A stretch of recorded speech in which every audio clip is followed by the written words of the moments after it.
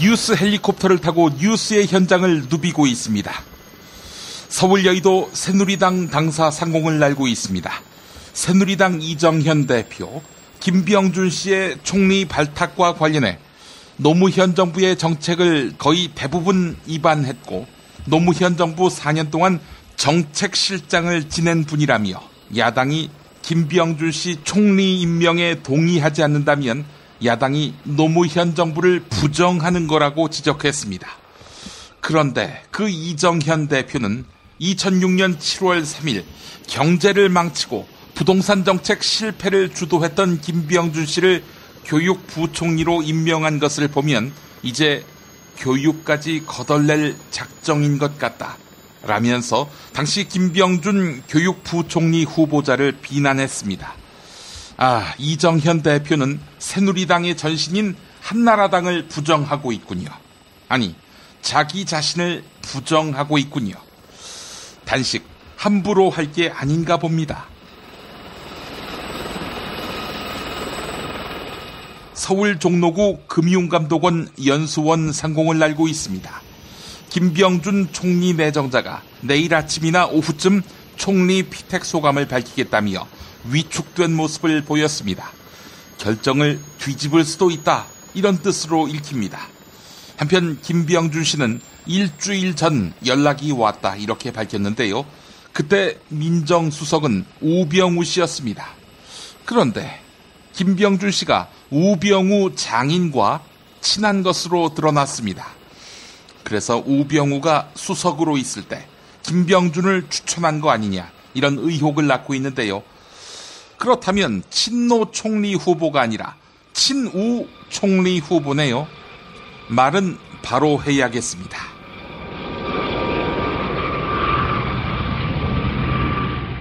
서울 서초구 서울중앙지검 청사 상공을 날고 있습니다.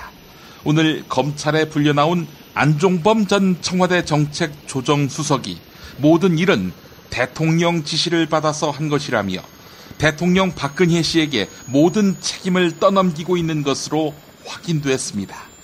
이미 동아일보 인터뷰에서도 그 입장을 확실히 했지요. 자기를 빼앗았다고 바로 배신을 때리는 안종범 씨. 네, 안종범 씨가 하는 말은 이거지요. 나는 종범이다. 주범은 따로 있다. 저는 광고 듣는 사이에 앵커석으로 자리를 옮기겠습니다.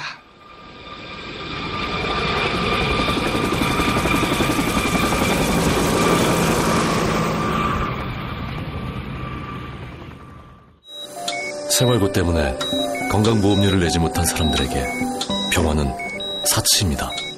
당신의 기부가 누군가에겐 건강할 권리를 찾는 소중한 기회가 됩니다. 검색창에 아름다운 재단을 검색해주세요. 야, 근데 홍어가 진짜 그렇게 몸에 좋아? 아니, 끝내준다니까. 근데 비싸지? 열나 싸고 열나 맛있는 홍어가 있다니까. 어디? 알싸한 홍어. 네이버 검색창에 알싸한 홍어를 검색하시고 1599-6456 전화 주문도 가능합니다. 노력한 만큼 내어주는 자연, 그 자연의 마음을 알기에 정성농장 홍삼. 검색창에서 정성농장 홍삼을 검색해주세요.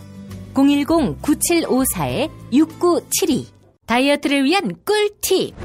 동결건조 채소와 곡물, 단백질, 그리고 효소와 비타민, 미네랄로 만든 다이어트 전용 그린 스무디로 하루 한두 끼만 바꿔 드세요. 비타샵에서 만나요. 조선에 딸로서 잘하는 죄밖에 없는데. 남북 통일 만세!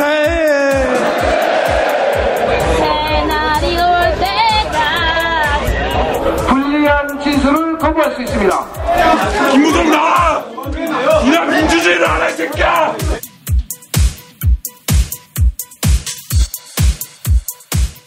뉴스는 현장이다로 이어갑니다. 안철수 국민의당 전 공동대표가 격한 어조로 대통령 박근혜 씨는 즉각 물러나라며 하야를 촉구하고 나섰습니다. 당신이라는 표현도 서슴지 않았는데요. 정치적 소명을 담아 비장한 각오로 선언한다, 이렇게 밝혔습니다. 들어보시죠. 청와대가 오늘 김병준 총리 내정자를 발표했습니다. 국민께 헌법 파괴 사건의 죄를 고백하고 100배 사죄에도 모자랄 판에 버젓이 총리를 지명했습니다. 대통령은 제대로 된 사과 한마디 없이 뒤에 숨어서 인사권을 행사했습니다. 이것은 분노한 국민들의 정당한 요구에 대한 모욕입니다. 이것은 진실과 정의를 바라는 국민들을 조롱한 폭거입니다. 이것은 국회에서의 총리 인준 논란으로 위기를 모면하려는 얄팍한 술책입니다. 하지만 박근혜 최순실 게이트는 정치 공작이나 작전으로 모면할 수 있는 일이 아닙니다. 저는 그동안 국정 붕괴 사태를 해결하고자 여러 가지 합리적인 수습책을 말씀드렸습니다. 하지만 오늘 또 한 번 깊이 절망했습니다. 박근혜 대통령은 사태의 심각성을 전혀 인식하지 못하고 있습니다. 최순실의 천문학적인 국가 횡령 음모에 박근혜 대통령이 직접 개입하고 지시한 정황이 드러나고 있습니다. 박근혜 최순실 게이트는 대통령을 앞세워 국가의 예산, 인사, 안보, 정책을 사유화한 중대한 국가 범죄 행위입니다. 박근혜 대통령은 국민들의 피땀 어린 세금을 강탈했습니다. 박근혜 대통령은 대한민국의 외교 안보를 위험에 빠뜨렸습니다. 박근혜 대통령은 최순실 일파의 사욕을 위해 온갖 권력을 남용했습니다. 더 이상 용납할 수 없습니다. 저는 오늘 제게 주어진 정치적 소명을 담아 비정한 각오로 선언합니다. 박근혜 대통령은 즉각 물러나십시오. 다시 한번 말씀드립니다. 박근혜 대통령은 즉각 물러나십시오. 더 이상 박근혜 대통령은 대한민국의 대통령이 아닙니다. 당신께 더 이상 헌법을 파괴할 권리는 없습니다. 당신께 더 이상 국민들의 자존심을 짓밟을 권한이 없습니다. 당신께 더 이상 선조들의 피땀으로 일군 대한민국을 끌고 갈 명분이 없습니다. 저는 지금 이 시간부터 위대한 국민들과 함께 정의를 되찾기 위한 그 길을 가겠습니다.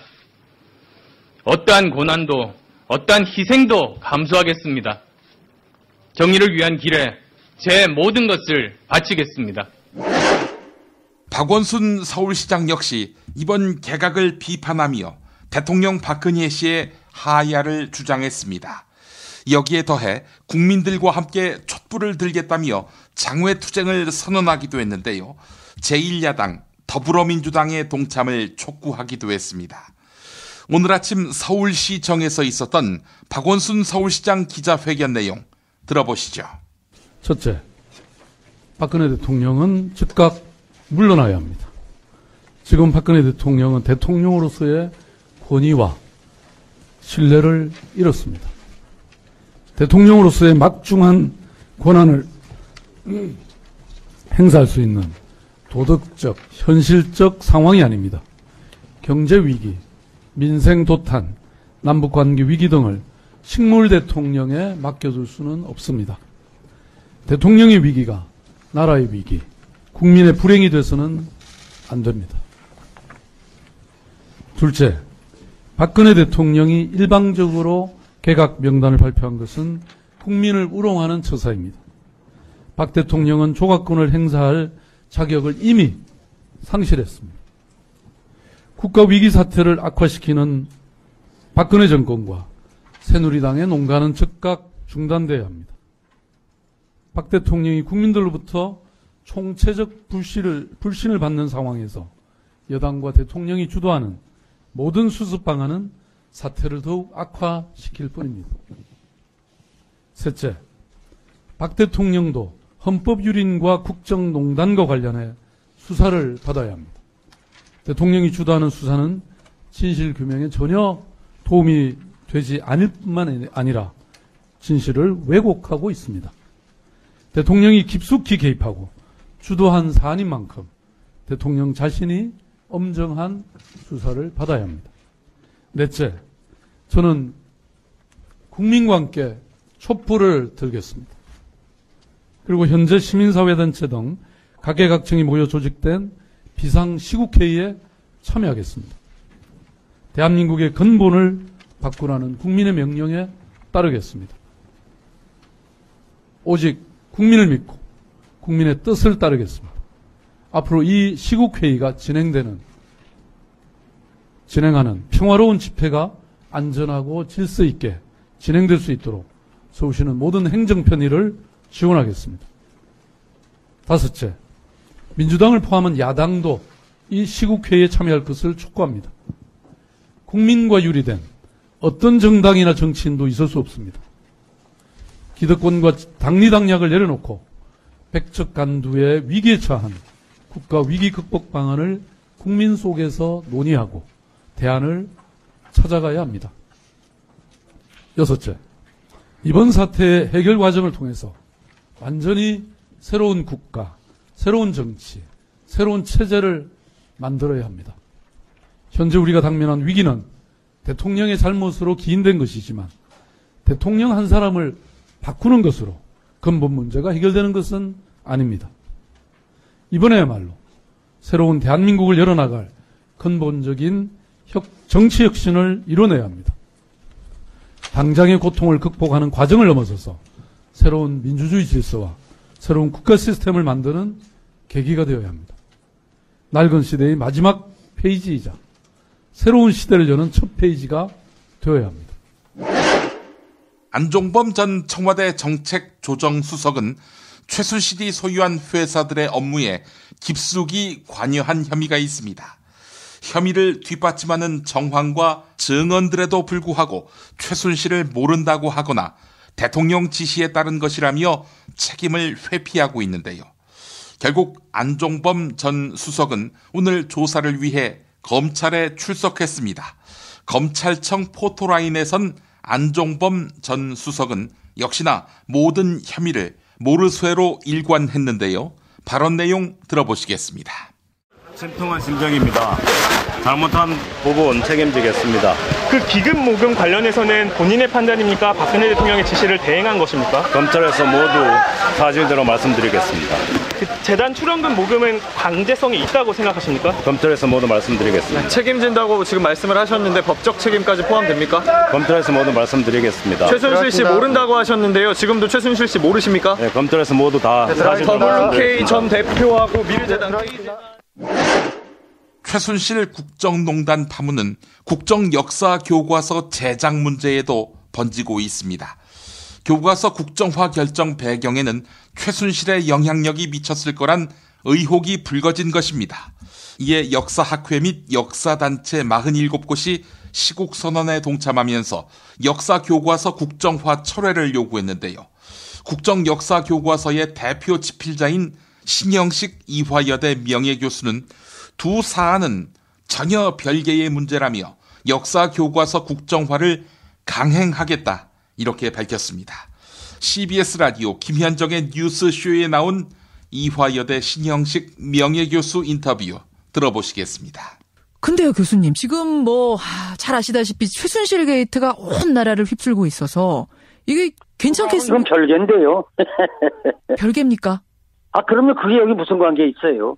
근데 교과서하고. 아니 국정이 농단 당했다는 것은 교수님도 낱낱이 보고 계시고 대통령 신뢰가 바닥에 떨어졌고 더 이상 국정 수행이 어려운 지경까지 이르렀는데. 근데 그거는 대통령의 어떤 정치 잘잘못하고 떠나서 지금 이제 지난번까지 검민정으로 했잖아요. 그래서 검민정이 이제 금년에 2005년에 이제 2000에 끝나니까 내년도 이제 새해 3월부터는 새 교과서 쓰기로 돼 있어요. 예, 그러니까 그거하고는 연결시킬 필요는 없다고 봐요, 저는. 근데 이게 국민들이 굉장히 찬성하는 가운데 이루어진 사업이면 괜찮습니다만 국민 반대가 상당히 높았고 특히 역사계 반대가 상당히 높았던 가운데 대통령의 의지로 밀고 나갔던 사업이기 때문에. 글쎄 모르겠습니다. 그건 우리 대체로 지금 우리 사학계 교수들이 50, 60대가 이제 진보적인 게 많지 않습니까?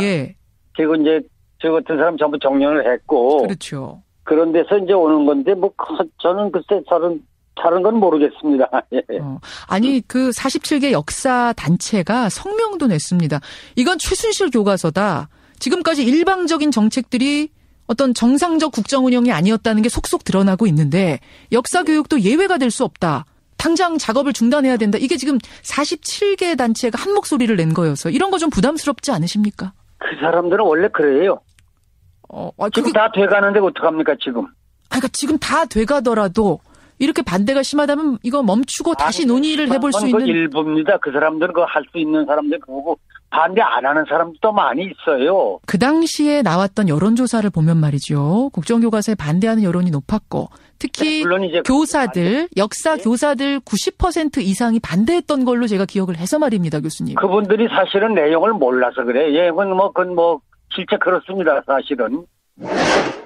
박근혜 정부는 국정 운영 동력을 상실한 사실상의 식물정부입니다. 그런데 이 와중에 국민들이 반대하는 일본과의 군사정보 보호협정 체결을 재추진하고 있습니다. 이에 평화통일연구소 유영재 연구위원은 일본 자위대의 한반도 진입을 우려하며 이번 협정이 체결된다면 가뜩이나 사드 문제로 불편한 중국과의 관계가 더 악화될 것이다. 이렇게 이야기했습니다. 평화방송 라디오 열린세상 오늘 윤재선입니다에 출연한 유영재 연구위원의 말 들어보시겠습니다. 일본과 군사정보협정을 맺게 되면은 유사시 일본 자위대의 한반도 진출이 가능해지고 활동이 한결 수월해질 수 있다. 이런 우려가 나오지 않습니까? 그런 우려가 현실화될 가능성 어떻게 내다보고 계십니까? 네, 충분히 있죠. 황교안 총리가 작년 10월 달에 국회에서 일본이 우리와 협의해서 필요성이 인정되면 자위대 입국을 허용할 거라고 얘기를 했습니다. 지금 한민구 장관은 그걸 전제로 하고 있지 않다라고 얘기를 하고 있는데 총리가 이미 그런 얘기를 했어요. 그리고 이제 지난 9월 달에 일본 방위정책국장이 한일 군사정보 보호협정을 통해서 한일 양국 간 다양한 군사협력이 가능할 거다 이렇게 얘기를 했고요. 네. 지금 일본이 안보법제를 재개정했지 않습니까? 예. 그것을 통해서 일본군은, 일본 자위대는 평시에서 전시에 이르는 모든 상황에 대해서 한반도에 재진입할 수 있는 그런 다 장치들을 마련해 놓고 있어요. 그리고 대북 경제 공격도 공언을 하고 있죠. 그리고 특히 이제 주목해 봐야 될 것은 유사시 한반도에서 이제 무슨 유사 사태가 발생하면 일본 거류민을 구출하러 가야 되는데 공항과 항구에 관한 정보가 없다. 이거를 마련해야 된다라고 지금 일본이 계속 주장을 하고 있거든요. 그래서 마치 갑오 농민 전쟁 때 일본군 개입할 때 일본 공관과 거류민을 보호하기 위해서 이제 일본군을 파견한다. 이런 얘기와 그 사실상 동일한 얘기입니다. 이런 정도로 지금 일본이 대국화를 하면서 가장 1차적 대상으로 한반도를 겨냥하고 있다. 이게 이제 가장 위험한 것이죠. 그런데 한민국 국방장관도 그렇고 어제 저희와 인터뷰를 한 신인균 자주국방네트워크 대표도 국회 동의 없이는 일본 자위대의 한반도 진출은 불가하다. 현실적으로 힘들다. 이런 말씀을 했고요. 지난번에 그 일본이 집단적 자위권을 법안으로 채택했을 때도 그때 분명히 우리 한반도에는 한국의 동의 없이 갈 수 없다는 걸 확실히 서로 간에 못을 박았다. 이렇게 얘기를 하던데요. 네, 첫째로 한국 전쟁 때도요. 일본이 비밀리에 미국의 요구에 따라서 그 이제 기뢰를 제거하는 작전이라든지 이런 데 그 참여한 적이 있습니다. 네. 한국 정부 허락 받지 않았어요. 그다음에 우리 작전 통제권은 누가 가지고 있습니까? 주한미군 사령관이 가지고 있거든요. 네. 미국이 요구할 때 그리고 한반도에서 이제 매우 급박한 사태가 벌어졌을 때 한국이 이것을 거부할 수 있겠습니까?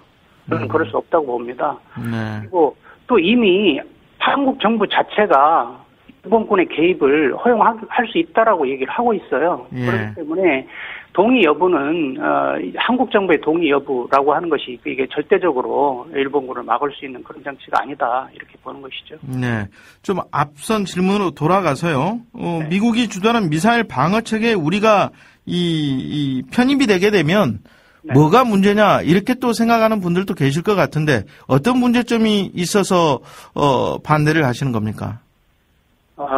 미국은 유럽에서는 이란을 핑계로 해서 러시아를 겨냥한 MD 체계를 구축하고 있습니다. 네. 마찬가지로 아시아에서는 북한을 핑계로 하지만 사실은 중국을 겨냥한 미사일 방어 체계를 꾸리고 있죠. 네. 그래서 전 지구적 차원의 미사일 방어망을 이제 구축하려고 하고 있는데 우리의 최대 교역국이 중국 아닙니까? 네. 그런데 이런 중국에 대해서 우리가 미사일 방어 체제 하위 체계로 편입되게 된다는 의미는 네.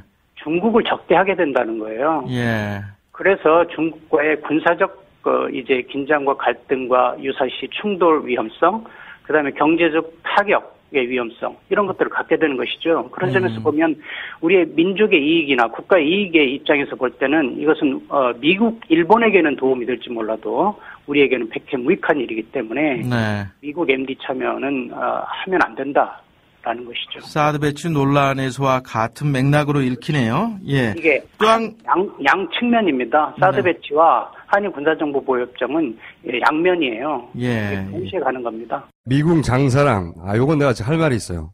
똥은 싸고 다니냐? 미치도록 싸고 싶다. 빅동의 추억. 미국 장사랑! 구렁이 똥.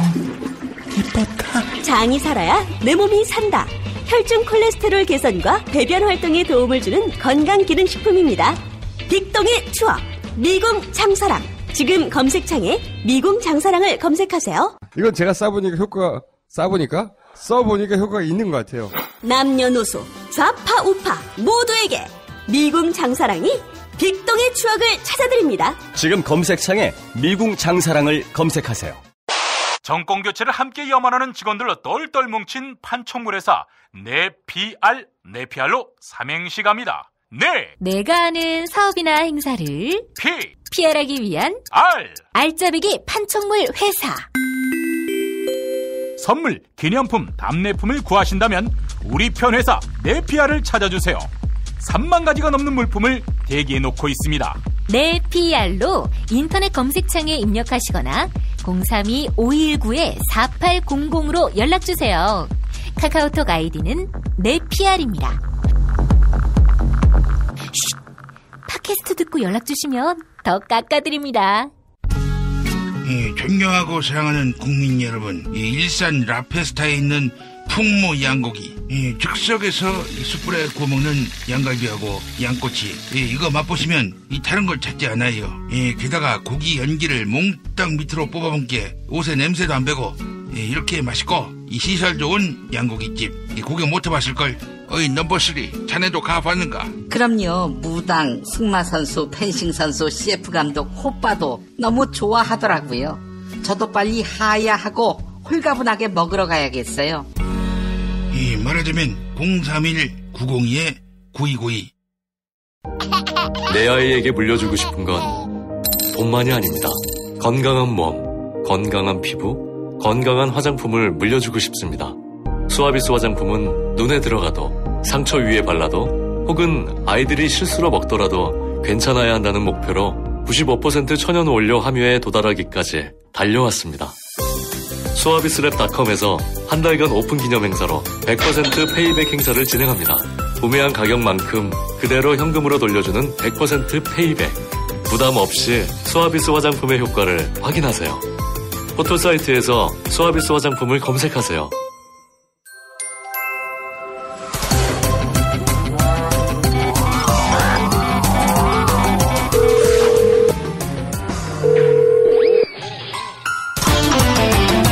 안녕하십니까, 손혜원 의원입니다. 네, 김성회 보좌관 바꿔주십시오.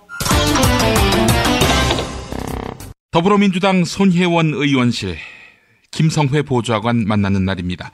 김 보좌관님.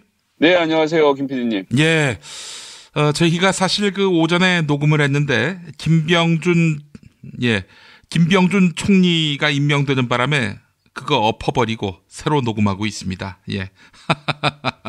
네, 예. 오늘 같은 날들은 특히 요즘은 하루가 24시간이 아니라 24일인 것 같습니다. 네, 그렇습니다. 자, 김병준 총리 임명, 이정현 새누리당 대표도 몰랐다고 하더군요. 예, 아무도 몰랐던 것 같더라고요.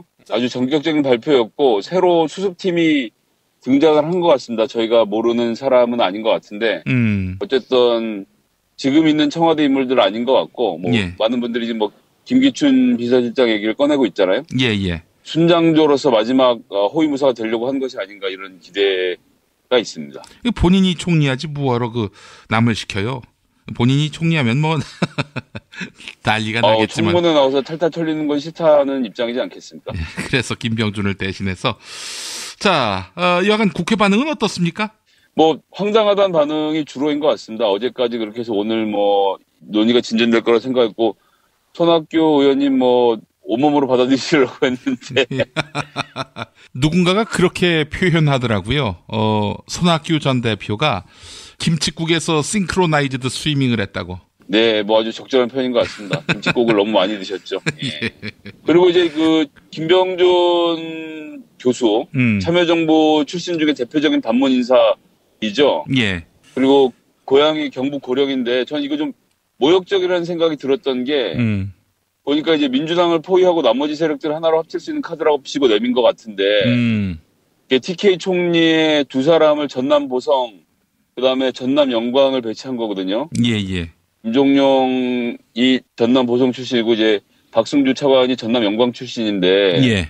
이게 지금 자기들 꿈꾸는 TK 호남 연합 아닙니까 지금? 그렇습니다. 이거를 이렇게 노골적으로 해놓으면 국민의당이 쌍소리 들고 환영했을 거라고 누군가 생각했다는 것이 좀 굉장히 웃기는 일인 것 같고요.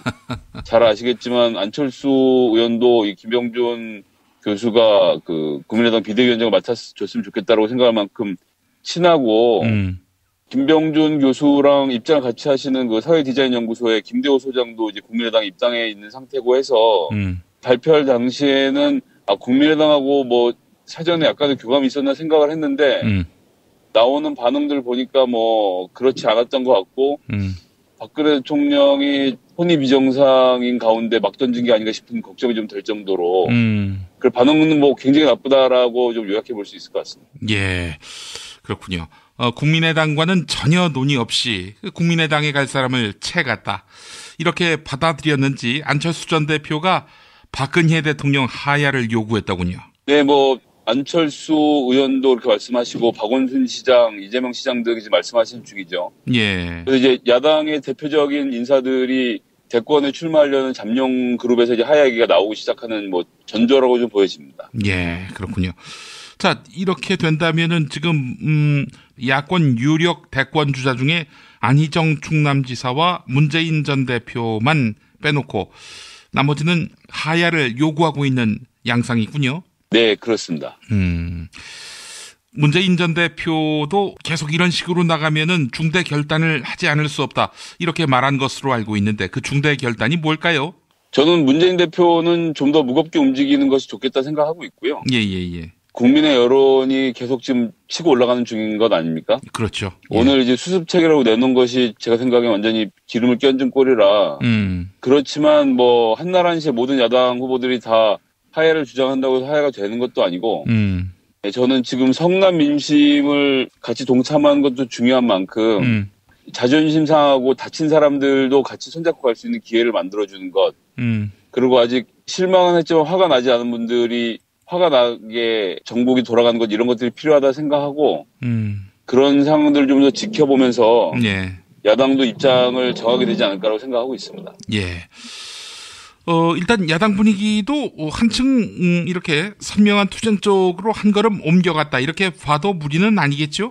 그렇게 보는데 근데 이제 저희가 꼭 아셨으면 하는 것이 이제 정당 정치도 정치지만 정치라는 것은 정당만 하는 건 아니거든요. 기본적으로 유권자들이 선택하는 거고. 예. 그리고 야당이 장외에 나오느냐 안 나오느냐가 지금 전국을 가르는 분수령이 되겠느냐는 저는 동의하기 어렵습니다. 물론 대선 후보군들이 많은 자기의 팬덤들을 가지고 있고 이분들이 움직일 때 같이 따라온 사람들이 많지만 이번 건은 누구한테 따라오고 자시고라고 보여지지 않거든요.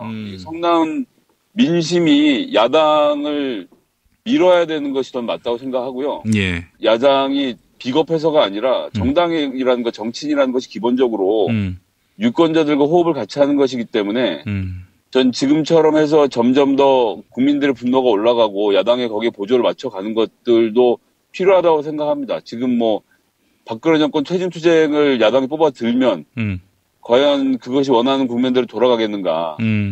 지금은 우리 편인 것 같이 있는 사람들과 언론들이 야당의 그런 움직임에 대해서는 또 비판을 하고 나올 거고 반대 세력이 결집할 수 있는 빌미를 줄 수 있다고 생각하거든요. 예. 저는 비겁하지 않지만 신중은 해야 한다고 생각합니다. 아, 그게 이제 지금 더불어민주당 원내 지도부의 생각이기도 하지요. 예, 뭐 일부 그런 측면이 있고요. 우상호 원내대표에 대해서는 뭐 제가 무슨 정신분석관 아닙니다만 이제 쭉 보면 예. 이런 게 있습니다. 이제 운동권 출신이잖아요. 예. 운동권 출신은 운동권으로서의 어떤 그 컴플렉스가 있는데요. 예를 들어서 박근혜 같은 분들은 김정일 위원장을 만났는데 거리낌이 없습니다. 가서 만나고 막 칭찬하고 이거 되게 쉽거든요. 지금은 이 지경이 됐지만 예를 들어서 박근혜 정부 하였다면 김정은 위원장 초청해서 남북 정상회담 전 충분히 가능했다고 생각합니다. 하지만 그 새누리당의 운동권 출신인 김문수 지사의 여태까지의 정치 행보를 보면 본인이 빨갱이가 아니라는 걸 입증하는데 전부를 바쳤다고 해도 모자람이 없다고 생각합니다. 그렇죠. 예. 예, 이건 뭐냐 하면 자기가 이게 아니라는 걸 증명하는 데 시간을 많이 보내는 거고 우상호 원내대표지 그런 면에서는 뭐 젊다, 충동적이다, 386들이 운동권이다 이런 얘기들 자꾸 나오니까 본인으로서는 안정감을 주는 것이 최우선이라는 생각을 벗어버리기 힘든 거예요.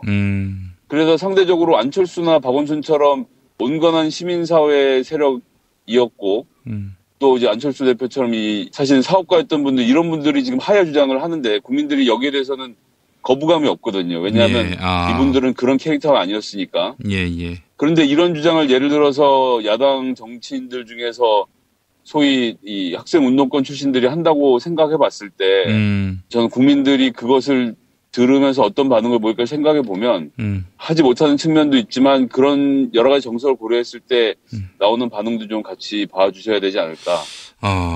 실제로 좀 그런 면이 있어요. 표창원, 조응천 이런 분들이 하야하라 이렇게 얘기하면은 거부감이 없거든요, 사실. 그렇죠. 뭐 어떻게 봐도 야당이거나 운동권이라기보다는 정의로운 사람들이 하는 얘기인 거니까 사람들이 그럴 수 있다고 하는데 제가 함께 일했던 정청래 의원 예를 들어서 지금 하야라 얘기하면 사람들이 또 뭐라고들 하겠죠. 그런 문제가 좀 있다고 생각합니다. 예, 그런 현실적인 문제도 고민해 볼 필요가 있을 것 같고요. 자, 일단 그 새누리당 상황 한번 또 짚어보겠습니다. 새누리당 지금 분위기는 어떻습니까? 김병준 총리 내정권과 관련해서 어떤 기류가 있습니까? 비박만 모르는 게 아니라 지금 친박도 몰랐고 아무도 몰랐다는 거 아닙니까? 예, 난파선에서 배가 가라앉고 있어 뛰어내릴까 말까 하고 있는데 지금 하늘로 그 탈출선이 취소도 오르는 꼴이죠. 그래서 저는 혼비백산했다고 보고요. 예. 많은 부분 좀 자포자기하고 있지 않나, 절망하고 있지 않나 생각을 하고. 예. 지금 이런 상태에서 대통령을 지키자고 얘기하는 사람들 지금 전 남아있지 않다고 생각합니다. 예. 아주 많이 줄어들었다고 보고요. 이젠 내가 박근혜 얼마나 상관이 없는 사람인가를 증명하는데 앞으로 시간들을 좀 보내지 않을까 생각을 합니다. 예. 그리고 여기서 중요한 건 국회의원 예. 임기가 4년이라는 거예요. 새누리당 의원들 임기가 3년 남았거든요. 예. 다음번 공천은 박근혜 씨가 주지 않는 것이 확실히 지지 않았습니까? 그렇죠. 그럼 지금에 와서 박근혜 호위무사를 자처하기보다는 최대한 거리를 두고 여기서 5점을 안 남긴 다음에 2년 동안 숨죽이고 있다가 정권을 서로 민주당에 뺏긴다 하더라도 2020년 본인 총선 나가서 이기면 그만이니까. 그렇죠. 예. 전 좀 그렇게 가지 않을까라고 보고 있습니다. 국면이 더 위태로워지면 그러니까 민심이 하야 쪽으로 확실하게 기울면 그때는 새누리당이 어떤 전략을 취할 거라고 보세요? 저는 같이 하야를 주장하는 새누리당 의원들 나올 수 있다고 생각하고요. 이번에 박근혜 호위무사로 남기보다는 개혁적인 새누리당 의원으로 남는 방법을 선택할 거라고 생각합니다. 그렇다고 하면 그것이 탄핵이 됐든 하야가 됐든 박근혜 정부와 차별성을 강조하는 사람들의 숫자가 늘어날 거고 그런 가운데 합종 연행이 일어나지 않을까 그렇게 생각합니다. 예. 김병준 총리 내정자가 내일 입장을 밝히겠다 이러고 있어요. 그러니까 뭐 엎을 수도 있다 이런 의미로 들리는데 만약에 인준 절차에 응하겠다라고 한다면은 더불어민주당은 어떻게 할 태세입니까? 저희는 청문회 받으면 안 된다라고 생각하고 있고요. 그렇게 생각하는 의원들이 더 다수라고 봅니다. 근데 재미있는 것은 이번에 이 소폭 개각한 3명이 전부 다 해야 되는 청문회 상임위가 전부 새누리당이 잡고 있는 상임위입니다. 총리는 정무위인데 새누리당 부산 동래구에 이진복 위원장이 있고요. 기획재정위원회가 이제 경제부총리를 담당하는데 거기 이제 조경태 우리 부산 4하고 의원이 이제 위원장을 맡고 있고요. 그리고 마지막으로 이제 국민안전처는 안전행정위원회 소속인데요. 여기는 유재중 부산 수영구 위원장이 맡고 있기 때문에 최소한 상임위를 돌려서 청문회를 해볼 수 있는 상태는 만들어 놓은 거죠. 근데 총리 같은 경우는 인준을 받아야 하는데 서리 형태로 그냥 가려고 하는 것이 아닌가. 지금 표대결에서는 절대 이길 수가 없는 구조거든요. 예, 전 그래서 서리를 달고 버티는 전략으로 갈 거라고 보는데 김병준 교수가 무슨 생각으로 여기까지 달라붙어 있는지는 저도 미스테리입니다. 이게 약간 그런 것 같아요. 너희들이 내 진가를 모르는데 내가 이번 정국을 수습하면서 참여정부가 몰랐던 나의 진가를 보여주겠어. 이런 욕심들 있지 않습니까? 좀 무모해 보이는데요. 어쨌든 그런 일들 때문에 지금 총리를 선택한 게 아닌가 싶고 어떤 형태로 해도 서리자를 떼고 활동하는 것은 좀 불가능하다고 생각합니다. 자, 앞서서 김병준 교수를 대표적인 반문 인사다라고 말씀하셨는데 왜 이렇게 됐습니까? 본인이 굉장히 똑똑하다고 생각하는 영어로는 에고센트릭인 스타일의 분이라서 자기가 참여정부에서 제대로 대접받지 못했다라는 생각이 굉장히 강하게 계신 것 같아요. 그런 과정에서 이제 다른 참여정부 인사들하고 충돌을 좀 많이 했던 거고 내가 했을 때 정말 잘할 수 있는데 너희들이 나를 인정 안 해줬기 때문에 지금 이 지경이 됐다라는 인식을 못 버리고 있는 거죠. 김종인 의원도 그렇지 않습니까? 경제민주화를 하면 얼마나 좋은데 니들이 몰라주는 거다. 내가 보여주겠다고 하고 그걸 이제 새누리당 가서 해보고 또 민주당 가서 해보고 좀 이러고 있는 거 아닙니까? 김병준 씨도 같은 방식으로 너희들이 지금 나를 잘 모르지만 지방자치는 이렇게 실현하는 것이다. 내가 지방자치 혁명을 보여주겠다라는 생각으로 이 수에 말려든 게 아닐까 싶은 생각이에요. 알겠습니다. 자, 새누리당 보좌관들도 좀 어떻게 이 문제와 관련해서 이야기하는 바가 있습니까?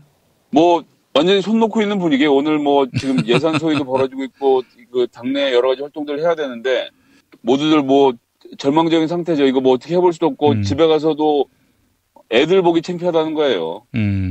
학교 가서 애들도 다 뉴스를 보고 있는데 자기 일하는 당의 대통령이 무당이랑 같이 일하는 사람이었다는 것에 대한 어떤 그런 자괴감에 다들 굉장히 힘들어하는 눈치였습니다. 알겠습니다.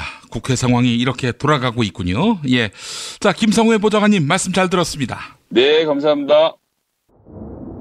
장준하의 생을 대신 자라서 죽어 있었고 전태일 등등 타지 못한 생을 그 젊은 생을 대신 피로 살아주는 길밖에 남은 길이 없습니다.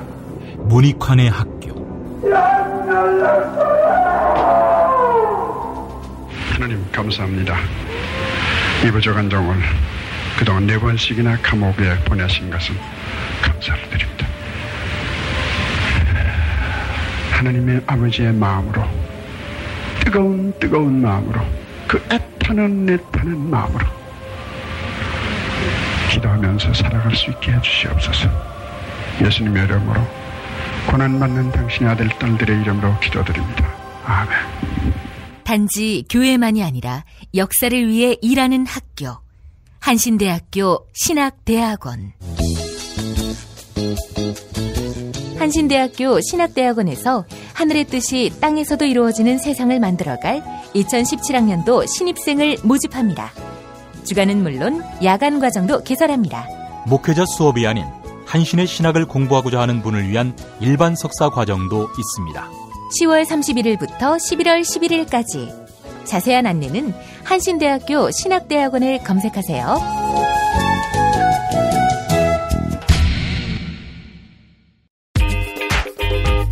자기야, 매트리스 고르기 너무 힘들어. 어디 한 번에 쫙 볼 수 있는 곳 없을까? 대한민국 최초 매트리스 멀티샵 매트리스엠 몰라? 후진 브랜드만 있는 거 아니야? 비본, 베드이너박스, 실리, 템퍼, 시몬스 전 세계 최고 브랜드 정품만 취급해. 친환경 제품이겠지? 당연하지. 직구 사이트 뒤지느라 고생하지 말고 매트리스엠에서 한 번에 업계 최초 10년 품질 보증을 실시하는 자신감 매트리스엠. 매트리스 살 때는 꼭 매트리스엠으로 오세요. 검색창에 매트리스엠. 우주가 도와도 청춘은 암담합니다. 대통령에게 무슨 기대를. 공공부문 성과연봉제를 집착한 사람이 대통령이었나요? 파업하고 있는 철도 노동자들은 묻고 있습니다. 재벌의 곳간을 열어서 민중들이 행복히 살 수 있는 나라를 만들어야 된다 외치시는데 그 뜻에 함께할 것입니다. 쌀값이 개 사료값보다도 못한다는 것이 말이나 돼야? 올려준다고 대성공약만은 연락이 하더만 왜 지키지도 않고 그래야? 물대포에 맞은 명백한 외인사를 부검한다는 정부 말이 됩니까? 전쟁 갈등 부추기는 사드 그렇게 좋습니까?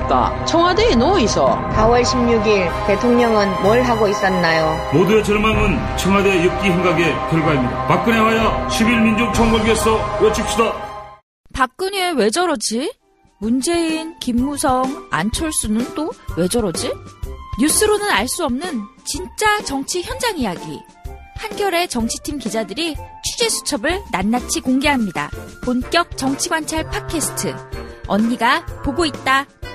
팟빵에서 언니를 검색하세요. 한겨레 정치바와 함께하는 정치 한 건에서 한겨레 김태규 기자 만나겠습니다. 김 기자님. 예, 안녕하십니까. 김병준 씨가 새 국무총리 후보자로 발탁이 됐군요. 놀라운 일이죠? 그렇습니다.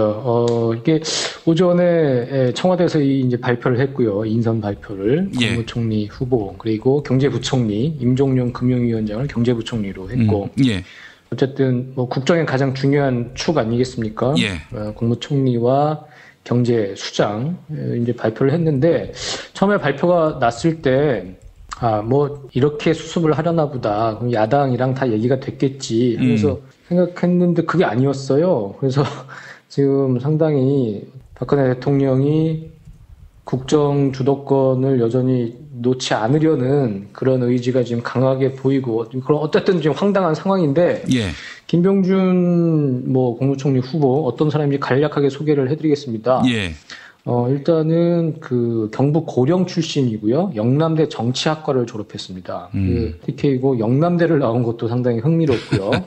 1980년대 이제 행정학과 교수가 됐고요. 근데 1992년에 노무현 전 대통령이 만든 지방자치실무연구소 이사장을 지냈습니다. 그러니까 노무현이라는 정치인이 대선 주자급으로 발돋움하기 이전부터 노무현 의원과 이제 그 인연을 맺은 거고요. 그래서 노무현 대통령 당선 직후에 인수위 정무분과 간사로 들어간 이래 계속 거의 청와대 노무현 대통령 곁에 있었습니다. 정부혁신 지방분권위원장, 그리고 청와대 정책실장, 정책기획위원장, 그리고 정책특보까지 거의 노무현 대통령 임기 동안 내내 그의 곁에 있었다고 해도 이제 과언이 아닌데요. 92년부터 그렇게 손발을 맞추고 분권이라든지 이런 부분에 대해서 노무현 대통령과 이제 교감하는 바가 컸고, 그래서 그 행정수도 공약을 입안하기도 했고요. 어쨌든 참여정부에 있어서 노무현 대통령의 이제 최측근 정책 참모라고 할 수 있겠습니다. 그런 이제 신임이 두터워서 2006년 7월에는 교육부 총리로 지명이 됐죠. 그런데 그 검증 과정에서 논문 중복 게재, 자기 논문 표절 사례가 드러나서 낙마를 했습니다. 당시에는 이게 상당히 큰 문제였는데 그 이후에 이명박 박근혜 정권에서는 다반사로 있었던 일이었죠. 상당히 경미한 흠결이었는데도 불구하고 당시에는 한나라당 그리고 여당 안에서도 이건 안 된다 해서 낙마를 한 사례가 있었고요. 그리고 2012년 대선 이후에는 이런 얘기를 했습니다. 노무현 사진만 앞세우는 것 같아 안타깝다. 이러면서 야당의 이제 친노 세력과 각을 세우기도 했고, 동아일보에 기고를 하기도 했고요. 그래서 이른바 보수 쪽에서 보기에는 상당히 열려있고 괜찮은 진보 학자 이렇게 포지셔닝이 됐습니다. 그 지난 5월에는 그 새누리당 의원들을 상대로 이제 특강도 했죠. 새누리당에 바란다. 총선 참패 이후에 특강을 해서 증세 논쟁을 제대로 안 한 부분이라든지 유승민 의원 내쫓은 부분 이런 부분을 이제 상당히 신랄하게 비판을 해서 이제 주목을 받기도 했고, 최근에는 박지원 국민의당 비상대책위원장의 후임으로 거론되기도 하면서 계속 인선 과정에서 하마평에 오르던 분이었고요. 어쨌든 부인하고 시인하고 싶지는 않지만 노무현의 사람이었다. 이렇게 볼 수 있을 것 같습니다. 김병준 총리 후보는요. 국민의당 비상대책위원장감으로 거론됐는데 그럼 국민의당하고 어떻게 논의가 된 겁니까? 그런데 그게 전혀 그렇지가 않았습니다. 박지원 비대위원장 오늘 그 오전에 비대위 회의 도중에 이렇게 얘기를 했어요. 정진석 새누리당 원내대표로부터 총리가 바뀐다는 문자를 받았다. 그러니까 전혀 사전에 뭐 협의라든지 통보가 없었던 것이고요. 예. 그러면서 누구를 임명했든 우상호 더불어민주당 원내대표와도 얘기했지만 국민의당은 심각하게 받아들인다. 이렇게 얘기를 했습니다. 그 이유는 뭐냐면 지금까지 책임 총리 거국내가 거론하다가 야당에 한마디 상의도 없이 사전 통보도 없이 총리, 부총리, 일부 장관을 개편하는 것은 있을 수 없는 일이다. 예. 그러면서 이런 얘기도 했어요. 오늘 아침 행사에서 황교안 총리를 만났고 정진석 새누리당 원내대표와 얘기하다가 함께 차를 타고 국회까지 왔다. 그분들도 총리 내정을 전혀 모르고 있었다. 이렇게 얘기를 했거든요. 그러니까 전혀 뭐 여권과도 교감이 없었고요. 거의 기습적으로 이루어진 이제 인사라고 볼 수 있고요. 지금 더불어민주당도 상당히 격앙이 됐습니다. 추미애 대표는 이렇게 얘기를 했습니다. 대통령이 아직 정신을 못 차렸구나. 그런 느낌이 든다. 대통령의 국정 공백, 진공 사태를 만들어 놓고 또 쪽지를 내려보내 총리 인사를 발표했다. 어제까지는 부역당 대표, 원내대표가 거국내각쇼를 벌이다가 안 됐는데 지금 이것은 전국 수습이 아니라 전국을 더욱 엉망진창으로 만드는 길이기에 다시 한번 원점에서 생각할 때가 됐다. 이렇게 얘기를 했고 우상호 원내대표도 이렇게 분석을 했습니다. 과거 야권 인사를 내세우면 야당이 꼼짝 못하겠지 하는 꼼수로 야당을 들러리 세워 거국내각 모양새를 갖춰 자기 시기에 내각 개편으로 국정을 돌파한 거다. 그런데 민주당은 바보가 아니다. 이렇게 이제 목소리를 높였습니다. 그렇다면은 뭐 이제 인준 과정이 있지 않겠습니까? 국회 인사청문회도 있고요. 또 국무총리 같은 경우에는 국회 동의를 받아야 임명이 될 수 있는 거 아닙니까? 그렇습니다. 국회 동의를 받아야 하고 지금 더불어민주당은 인사청문회 거부 의사를 밝혔고요. 이런 상황에서도 계속 이 김병준 카드를 고집을 하려면 그냥 서리 체제로 가는 방법이 있죠. 예전에 DJP 연합 때 김대중 대통령이 김종필 총리 서리 체제로 이제 한동안 가지 않았습니까? 예, 그렇게 가는 방법이 있는데 과연 그 중간에 어떤 변수 없이 박근혜 대통령이 이 자리를 유지할 수 있을지. 왜냐하면 지금 이거는 대통령의 지위를 다 박탈하고 당신이 조용히 있으라고 하는 마당에 완전히 선전포고를 한 거나 마찬가지거든요. 예. 그리고 천정배 전 국민의당 공동대표는 이렇게 얘기를 했습니다. 지금은 여소야대 국회다. 평상시라고 하더라도 총리 인선은 야당과 협의부터 거쳐야 할 사안이다. 하물며 박근혜 정권이 국정 동력을 상실한 지금에 더 말할 나위가 없다. 그런 와중에 박근혜 대통령은 아예 찬물을 끼얹었다. 지금 목리나 부리자는 거냐 이렇게 얘기를 했거든요. 그러니까 이게 국회 인준이 필요하기 때문에 여소야대 국회에서 과반수의 이제 동의를 얻어야 된단 말이에요. 어떤 총리 후보든. 그러면은 뭐 최순실 게이트고 뭐고 그냥 없이 평상시라고 하더라도 총리를 지명을 하려면 야당과 협의를 해야 되는 거죠. 물밑에서. 우리가 지금 이 사람 생각하는데 어때? 괜찮겠어? 이거 좀 받아줄래? 그런 작업이 필요한데 그런 작업 없이 게다가 지금 박근혜 대통령이 거의 식물 대통령 위기에 빠진 그런 상태에서 전격적으로 참여정부 사람, 노무현 사람을 지금 총리로 지금 내세운 거란 말이에요. 그러니까 그런 부분에 대해서 물론 이제 뭐 옛날 정부 사람을 내세우면 되겠지 뭐 이렇게 안이한 생각으로 그렇게 밀어붙였을 수도 있는데 어쨌든 지금 야당은 이런 사태 때는 상당히 이제 격앙돼 있는 상황이고요. 그 김부겸 의원은 이제 페이스북에 이런 글을 적었습니다. 김병준 씨가 식견과 양식을 가진 분은 맞다. 그런데 대통령이 국회를 철저히 무시했다. 대통령이 권력을 계속 행사해 나가겠다는 의사를 밝힌 거다. 야당으로서는 이제 대통령의 주도권을 인정하든가 아니면 하야 투쟁으로 나서야 하는 선택을 강요받은 셈이다. 이렇게 얘기를 했습니다. 그러니까 지금까지 정말 야당이 박근혜 대통령의 탄핵이라든지 하야라든지 이런 부분 언급에 대해서는 자제를 하고 어떻게 하면 이 전국을 좀 수습할 수 있을까 그런 부분에 대한 고민을 상당히 많이 하고 있었는데 박근혜 대통령이 이런 고민 자체를 지금 깡그리 무시하고 자기는 여전히 대통령이다. 나는 대통령이다. 내 권한을 행사하겠다면서 나온 거니까 이제는 야당에게도 그런 여러 가지 선택지가 아니라 박근혜 대통령 퇴진을 요구해야 하는 그런 선택을 강요하게 하는 그런 행태라고 이제 지금 지적을 한 거죠. 예. 그렇군요. 박원순 서울시장이 박근혜 대통령직 내놔라, 하야하라, 이렇게 또 성명을 밝혔단 말이죠. 예, 그렇습니다. 이 박원순 서울시장이 이 총리 지명 사실을 이제 접하고서 오전 10시에 긴급 기자회견을 열었습니다. 예. 그래서 나라를 이 지경으로 만들어 놓고도 전혀 반성하지 않는 박 대통령의 모습에 또다시 분노하게 됐다. 이렇게 얘기를 했고 즉각 하야를 요구를 했는데요. 그 이유로 3가지를 들었습니다. 예. 하나는 대통령으로서의 권위와 신뢰를 잃은 상태에서 경제 위기, 민생 도탄, 남북관계 위기 등을 식물 대통령에게 맡길 수 없다. 두 번째는 조각권을 행사할 자격을 이미 잃은 대통령이 신임 국무총리 후보 등 개각 명단을 일방적으로 발표하는 것은 국민을 우롱하는 거다. 세 번째로는 헌법 유린 국정농단과 관련해 박 대통령 본인이 수사를 받아야 한다. 그렇기 때문에 즉각 대통령 자리에서 물러나야 한다고 주장을 한 것이고요. 예. 그러면서 국민과 함께 촛불을 들겠다고 했습니다. 예. 그래서 비상시국회의에 참여할 뜻을 밝혔고 주말에 또 이제 촛불 집회가 열 텐데 시국회의가 진행하는 평화 집회가 안전하고 질서 있게 진행될 수 있게 서울시장의 모든 행정 편의를 지원할 뜻도 밝혔습니다. 야, 이거 정말 수도 서울의 시장과 중앙정부 수장이 정면으로 충돌하는 양상이 돼버렸군요. 예, 그렇습니다. 어쨌든 지금 어제 저희도 이제 더 정치에서 이제 그런 얘기가 나왔어요. 지금은 섣불리 예견하기가 쉽지가 않은데 나비 효과가 있을 수도 있고 어쨌든 상당히 불확실성이 높다.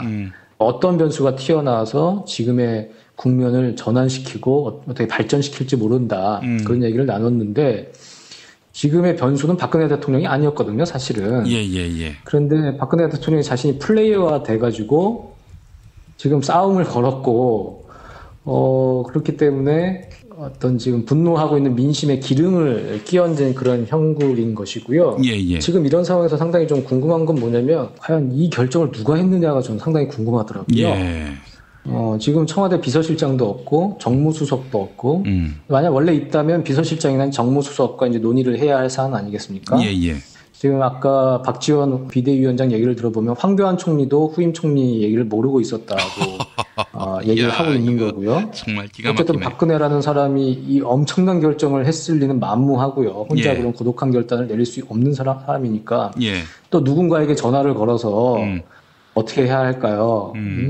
이 상황을 어떻게 타개해야 할까요? 이제 조언을 구했을 텐데 과연 그게 누구일까? 어제도 말씀하셨지만 아무리 떠올려봐도 그러면 김기춘인가? 뭐 이런 그 의심을 할 수밖에 없는 그런 생각이 들고요. 그래서 근데 그것도 참 생각하기가 그런 게 뭐냐면 어쨌든 김기춘이라는 사람도 정치를 오래 한 사람 아니겠습니까? 그렇죠. 그러면은 김병준이라는 사람을 총리를 시키고 싶었으면 야당과도 협의를 하고 어떻게 잘 구워 삶아서 일단 이렇게 왜냐면 뭐 거국내각 얘기도 있었지만 그 전에 뭐 총리부터 일단 갈자 뭐 이런 얘기도 야당에서 많이 나왔잖아요. 그렇죠. 황교안 총리로는 안 되니까 일단 총리부터 갈고 뭐 중요한 경제부총리 갈고 뭐 이런 식으로 그러니까 그런 여러 가지 그 선택지 중에 하나였기 때문에 그런 상황이어서 충분히 야당한테 이해를 구하고 했다면 김병준이라는 사람이 참여정부 사람이기도 하고 충분히 어느 정도 연착륙을 해서 갈 수 있는 사안인데 야당과 논의 없이 지금 이렇게 카드를 던졌단 말이에요. 김기춘이라는 사람이 상당히 어쨌든 매우 노회하고 프로페셔널한 정치인인데 과연 그러면 이렇게 막무가내식의 조언을 했을까? 이런 것도 상당히 궁금하고요. 최순실은 지금 연락이 안 될 텐데 도대체 누구의 도움과 조언을 받고 이런 엄청난 악수를 둔 건가? 이제 상당히 궁금한 상황일 수밖에 없습니다. 국민들이 불신이 대단하기 때문에요. 혹시 간밤에 서울구치소로 찾아가서 조언을 구한 것이 아닐까 이렇게 생각하는 분들도 많습니다. 어떻게 보세요? 상식적으로는 좀 쉽진 않지만 지금 상식적이지 않은 일이 너무 많이 일어나고 있기 때문에 예. 제가 최근에 본 이른바 찌라시죠. 거기엔 그런 내용도 있더라고요. 예. 최순실 씨가 곰탕을 먹은 거는 그건 사인이다. 안에 들어가서 수사 상황에 따라서 어떤 경우에는 곰탕을 먹기로 했고 어떤 경우에는 다른 메뉴를 먹기로 했는데 곰탕을 먹었다. 근데 곰탕을 먹었다는 것은 수사가 상당히 자기를 압박하는 형태로 진행되고 있다는 거를 박근혜든 누구한테 알려주기 위한 사인이었다. 이런 얘기가 지금 나돌고 있거든요. 예. 이게 평소 때로라면 또 누가 말 좋아하는 사람이 말을 만들었네 쉽게 그냥 넘길 수 있는데 예. 지금에는 항상 이런 게 다 혹하기도 하고요. 그럴듯해 보이기도 하고. 지금 그러니까 그럴 수 곰탕은 김병준이고 설렁탕이면 시옷이니까 손학규. 네. 이럴 수 있겠네요. 그러면. 그렇게 볼 수 있겠습니다. 야, 이거 정말 엽기입니다. 엽기. 여전히 김기춘 씨가 배후에 있기는 어려울 것이다. 이렇게 보시는 거군요. 아닙니다. 이제 저도 잘 모르겠습니다. 이게 어쨌든 이 엄청난 결정을 대신해줄 누군가가 필요한 상황인 것 같고요. 예. 어쨌든 움직인 거잖아요. 움직임이 필요 없다면 그 누군가의 도움이 필요가 없는데 그러면 이 결정을 그러면 최재경 민정수석이 했을까?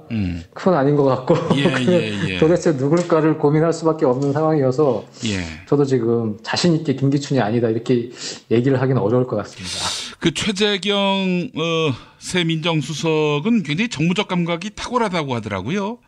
저는 그렇게 보지 않습니다. 그렇습니까? 정무적 감각이 탁월하다면 이명박 정권 말기에 문제가 드러나게 이렇게 움직였을까 노골적으로 물론 이제 그 기준이 어느 정도까지가 탁월한지 그 기준이 좀 다르겠지만 탁월하다고까지 저는 보지 않습니다. 그렇군요. 알겠습니다. 여하간 이렇게 무식하게 야당 협의도 없이 그렇게 밀어붙이지는 않을 것이다라는 그런 생각은 해보는데 말이죠. 야, 이게 도대체 어떤 경과로에서 결정됐는지 이것도 한번 풀어봐야 할 그런 문제인 것 같습니다. 자, 김태규 기자님 오늘 말씀 잘 들었습니다. 감사합니다. 정말 맛있다. 이 말 한마디면 모든 게 설명됩니다. 30년 전통 자연의 이로움을 담은 김치 이담채 김치 1544-4586 1544-4586 술자리 많은 요즘 3차까지 달린 당신을 위한 필수품 전창걸의 새싹 땅콩차 이제 속쓰림은 잊으세요. 070-8635-1288 070-8635-1288 참치의 맛은 좋은 참치가 좌우합니다. 구이동 대양 참치가 그렇습니다. 무한 리필에 더한 무한 감동 직접 경험해보세요. 구이동 대양 참치 02-455-8087 3D 실물 피규어 그리고 수공예품을 제작해드리는 전문 쇼핑몰 메이드 바이어스. 사진만 보내주세요. 나만의 피규어를 제작해드립니다. madebias.co.kr을 입력하세요. 뉴스가 쉽다. 뉴스가 즐겁다. 뉴스가 알차다. 왜냐고요? 김용민 브리핑이니까요. 일부에서 주장하는 방송 장악은 그것을 할 의도도 전혀 없고 법적으로도 불가능합니다. 우리 공동체가 꼭 알아야 할 뉴스. 여러분의 뉴스 보좌관 김용민이 챙겨드립니다.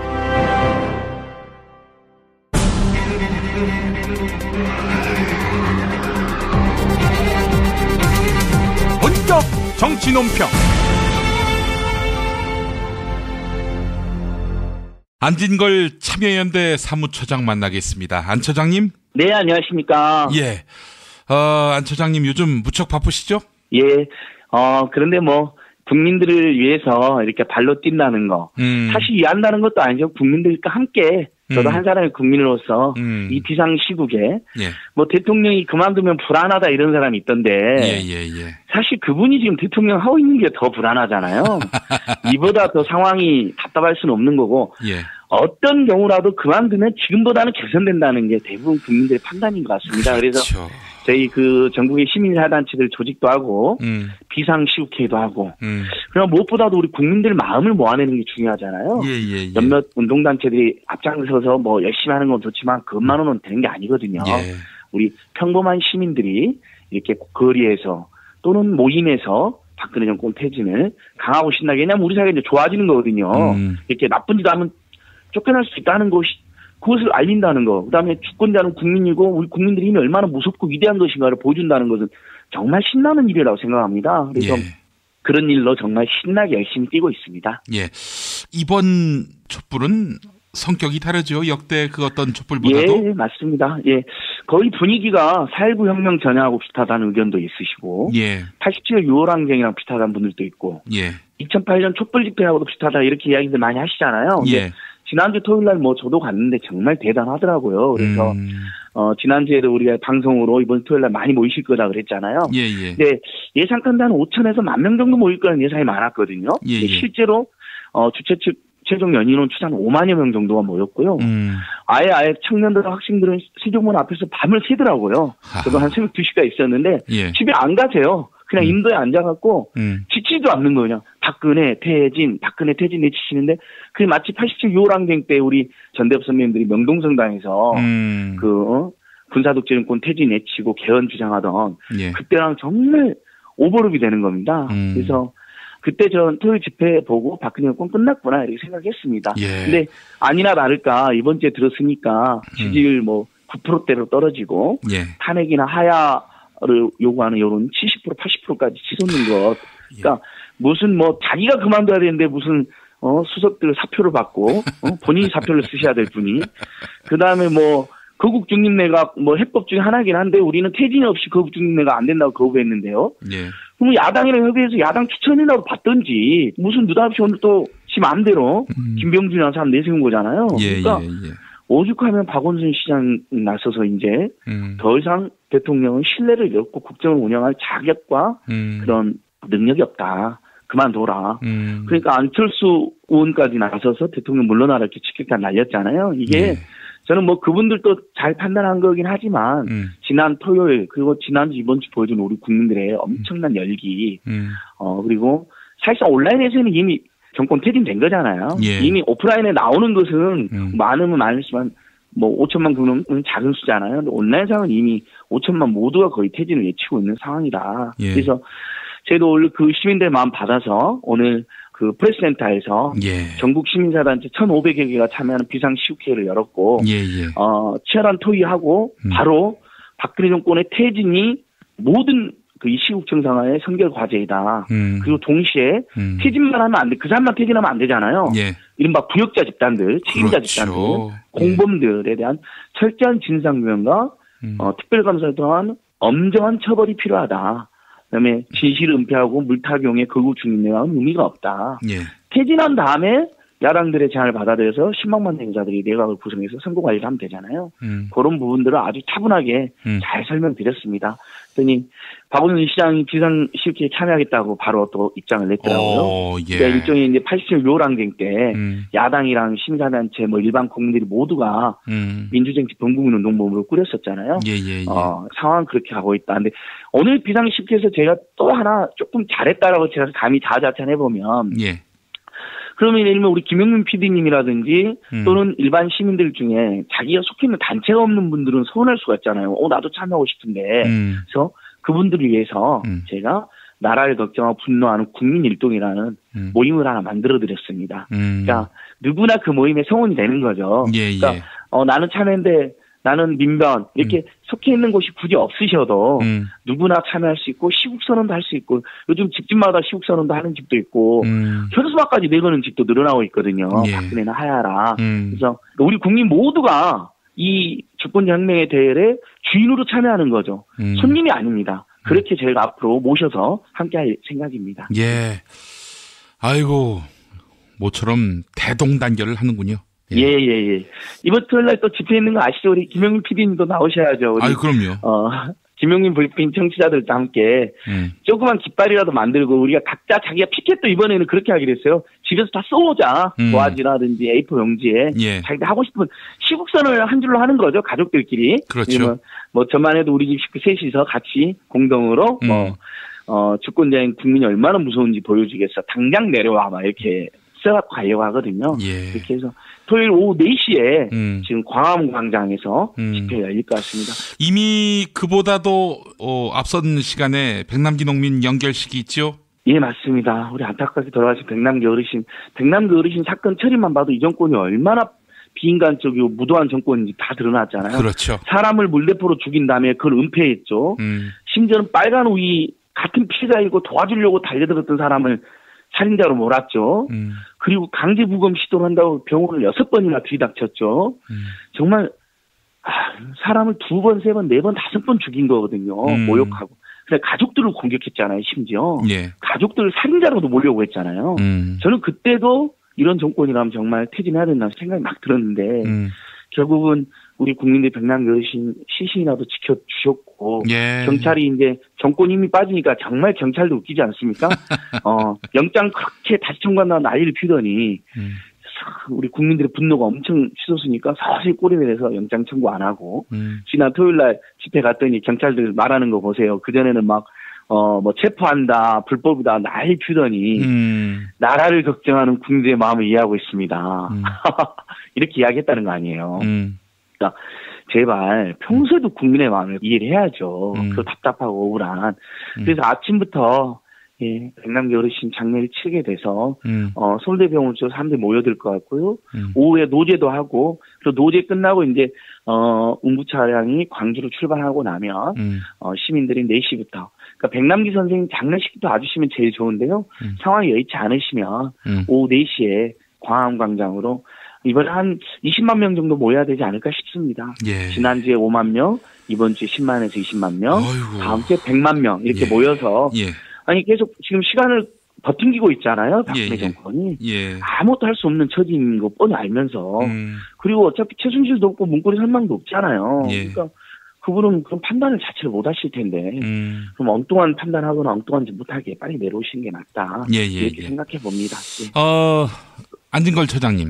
네네. 그간에 우리는 이제 광화문에서 모여서 청와대로 행진하는 이런 이 시위 형태를 많이 띄었는데 그 사이 시민들이 이런저런 아이디어 많이 내놓지 않았습니까? 예, 그럼요. 다 읽어보고 있고요. 예. 그 김용민 브리핑 댓글 같은 데도 그런 제안도 많이 있으시거든요. 그래서 또 서울대생이 제안한 그 글이 굉장히 화제가 됐잖아요. 예. 오늘 연세대생들이 쓴 그 예술적 대자보, 그 민주주의를 창상화하는 그 대자보도 되게 화제가 되는데, 그래서 저희도 이번에 모이는 건 광화문광장에 이력적으로 국민들 얼마나 분노했는가는 보여줄 필요는 있으니까 모이되 뭐 청와대 쪽 꼭 행진할 필요 없는 경우도 있잖아요. 그러니까 우리 국민의 뜻은 이미 청와대 상당히 전달됐을 테니까.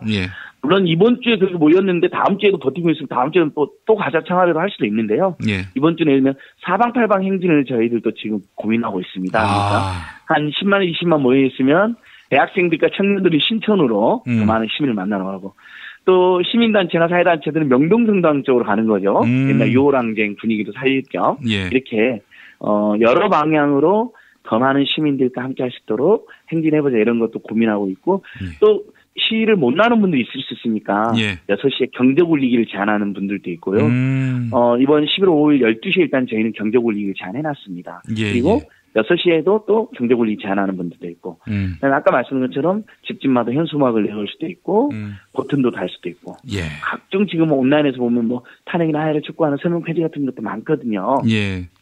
그런 데서 글도 남기시고 마음껏 이럴 때 한번 주권자로서 그동안 얼마나 우리 억눌려 있고 얼마나 억울했습니까? 도대체 말귀가 통하지 않는 불통 중에도 이런 불통이 없잖아요. 이명박보다 훨씬 더하다는 평가를 받았지 않습니까? 그러니까 마음껏 욕도 하고 소리도 질렀으면 좋겠습니다. 거리에서 온라인에서 그리고 할 수 있는 자기 체자 조건에 맞는 지난주 토요일 날 그 집회 때 못 나오신 분들이 있었으니까 오마이뉴스 중계만 100만 명이 넘게 봤더라고요. 세상에. 그 김영 PD님 이번 주 토요일 날은 아예 그 핸드폰으로 이렇게 중계를 하시면 어떨까요? 이거 좋습니다. 페이스북으로. 그러면 아마 엄청 김 PD님 입담으로 이렇게 중계도 하고 이렇게 뭐 가수 이승환이 나오면 이승환하고 인터뷰도 하고 즉석에서 뭐 이승환 선생님 나온다는 이야기도 있거든요. 그래요. 다 이제 몸으로 나오시는 게 원칙이긴 하지만 여러 상황에서 못 나오는 분들도 그렇게 또 함께 할 수 있지 않나 싶습니다. 예. 뜻이 모인 것까지 합치면은 뭐 1000만이 넘는 인파가 모였다 이렇게 봐야 하겠죠. 아무래도. 그럼요. 이미 지금 온라인에서는 이미 아까 말씀드린 온라인에서는 이미 우울환경이 전개되고 있고요. 오프라인도 그런 직전이다. 뭐 일종의 4.19 혁명, 6월 항쟁 직전이나 다름없는 상황이라고 보여집니다. 어저께 그 입에 풀칠도 못하게 하는 이들의 고함 그 두 콘서트를 했는데요. 저번에 소개했던 거기에 이제 조국 교수님, 정태인 선생님, 손아람 작가님, 김동춘 교수님, 김찬호 교수님 모이셨어요. 그분이 5분이 저자잖아요. 그 5분이 다 뭐 퇴진이든 하야든 탄핵이든 뭐든 좋으니까 일단 거리에 모이자. 그리고 진상규명 더 해내야 된다. 지금도 안 밝혀진 거 많잖아요. 진상규명 추가로 몇 개 더 되면 정말 끝장나는 거거든요. 이미 끝장날 정권이지만 진상규명 더 캐내야 된다. 거기에 공범들 같이 쌍둥이 참여에 책임 물어야 된다. 그래서 김동춘 교수님은 친박 세력 정계 은퇴를 걸자고 하셨고요. 그다음에 조국 교수님은 특검을 빨리 도입해가지고 진상규명 엄청나게 하면 물러나지 말아야 해도 물러날 상황이 될 거다. 이런 이야기도 주셨고 그다음에 이제 정태인 선생님만 해도 일단 직무를 정지시켜야 된다. 무슨 일이 있어도 경제이익이 안 보이기를 심화시킬 가능성이 매우 높다. 뭐 이런 이야기도 주셨고 그래서 각계각층에서 많은 분들이 많은 국민들이 이런저런 제안과 아이디어를 주고 계시는데 바로 그런 집단지성의 힘으로 상황을 우리 국민들이 여기까지 이끌어냈다. 그 초롱성 같은 박근혜 정권이 거의 이제 무너지기 일보 직전이잖아요. 그래서 그리고 뭐 자꾸 계속 보수 세력, 기득권 세력 일각에서 뭐 혼란이 있다고 그러는데 정의화 전 국회의장도 뭐 탄핵이나 하야는 혼란하다 그랬는데 그건 아니 그 사람들 잘못 판단하는 거죠. 아니 60일 후에 70일 후에 선거를 하면 되는데 뭐가 혼란이에요. 그리고 그 대통령은 남은 임기만 하는 게 아니라 5년 임기를 다시 시작하거든요. 그렇죠. 그러니까 선거를 내년 12월에 하기로 한 것을 조금 앞당기는 것 정도거든요. 무슨 혼란이 있어요. 그 60일, 70일 동안을 국방이라든지 안보라든지 철저히 지켜내고 그리고 딱 선거관리 특히 그동안 박근혜 앞잡이 노릇했던 선거관리위원회, 검찰, 경찰 이런 데 싹 갈고 국정원 이런 데 있잖아요. 거기 야당 추천 인사들이 그 내각을 맡아서 선거관리를 공정하게 하면 되는 거거든요. 그렇습니다. 그러니까 전혀 국정공백에는 혼란이 있을 수 없다. 지금 이대로 가면 1년 4개월이 국정의 공백이고 엄청난 혼란이거든요. 그렇습니다. 그걸 생각을 하셔야죠. 예.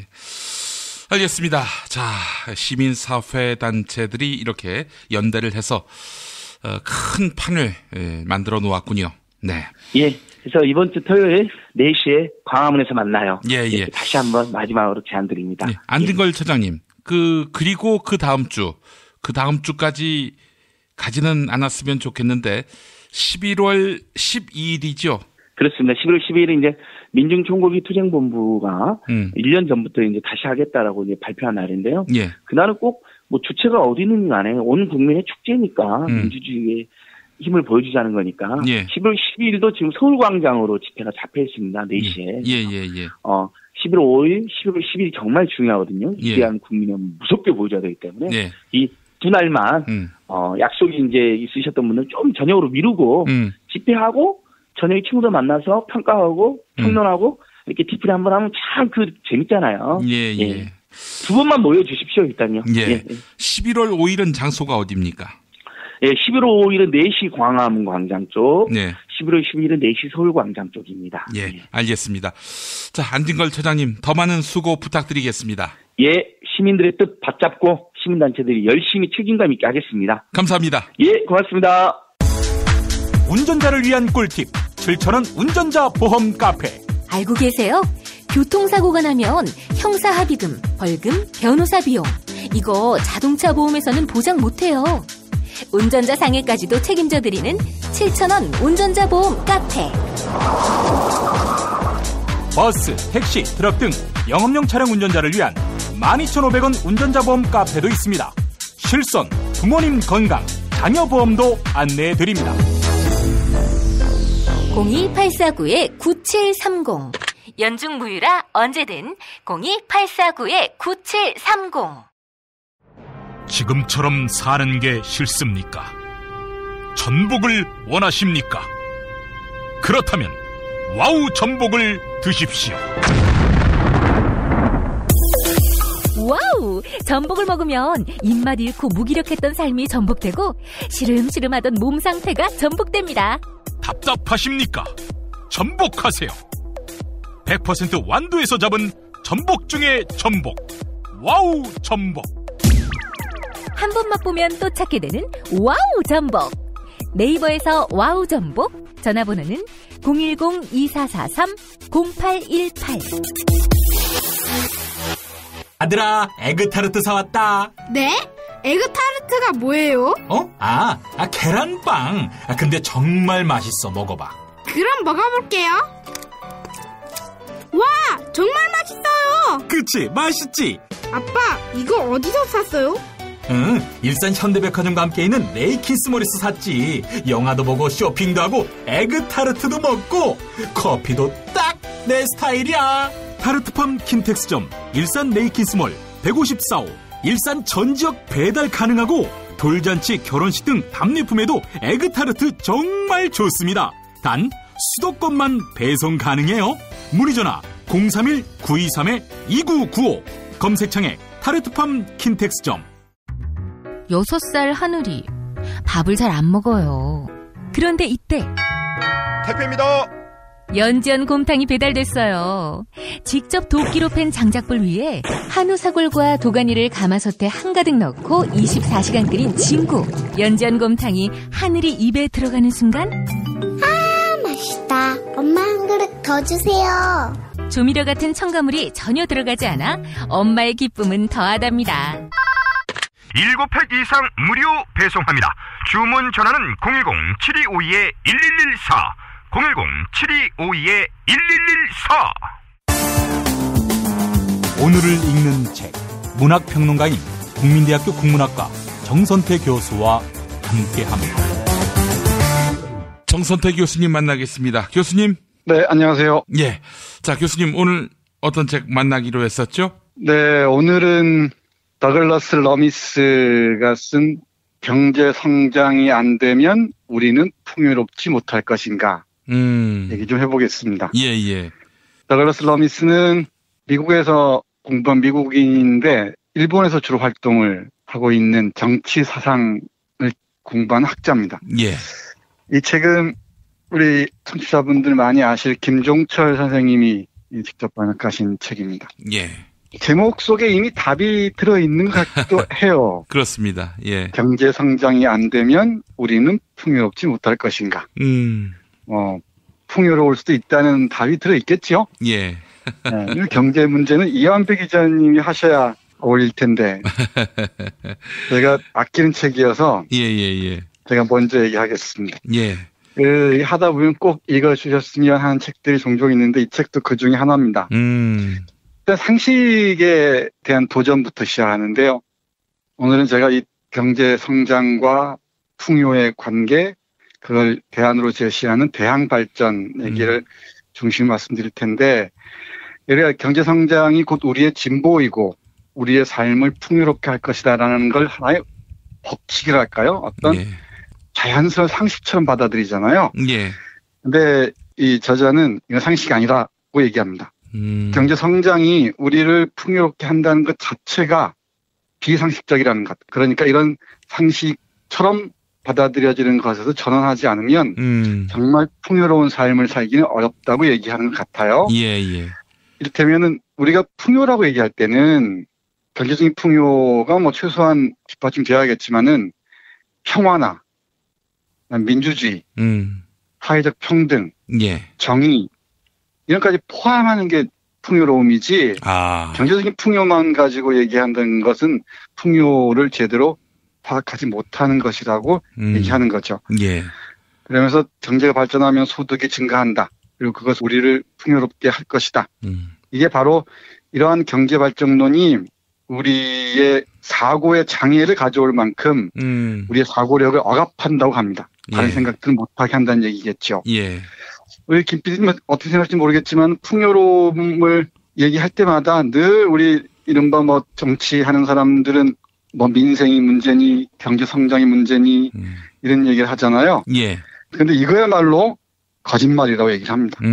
다른 방향으로 우리 시민들을 돌려놓기 위해서 이런 지배계층들이 경제 발전에 따른 소득 증가론의 이데올로기를 끊임없이 우리에게 유포하면서 우리 길들인다는 거죠. 예.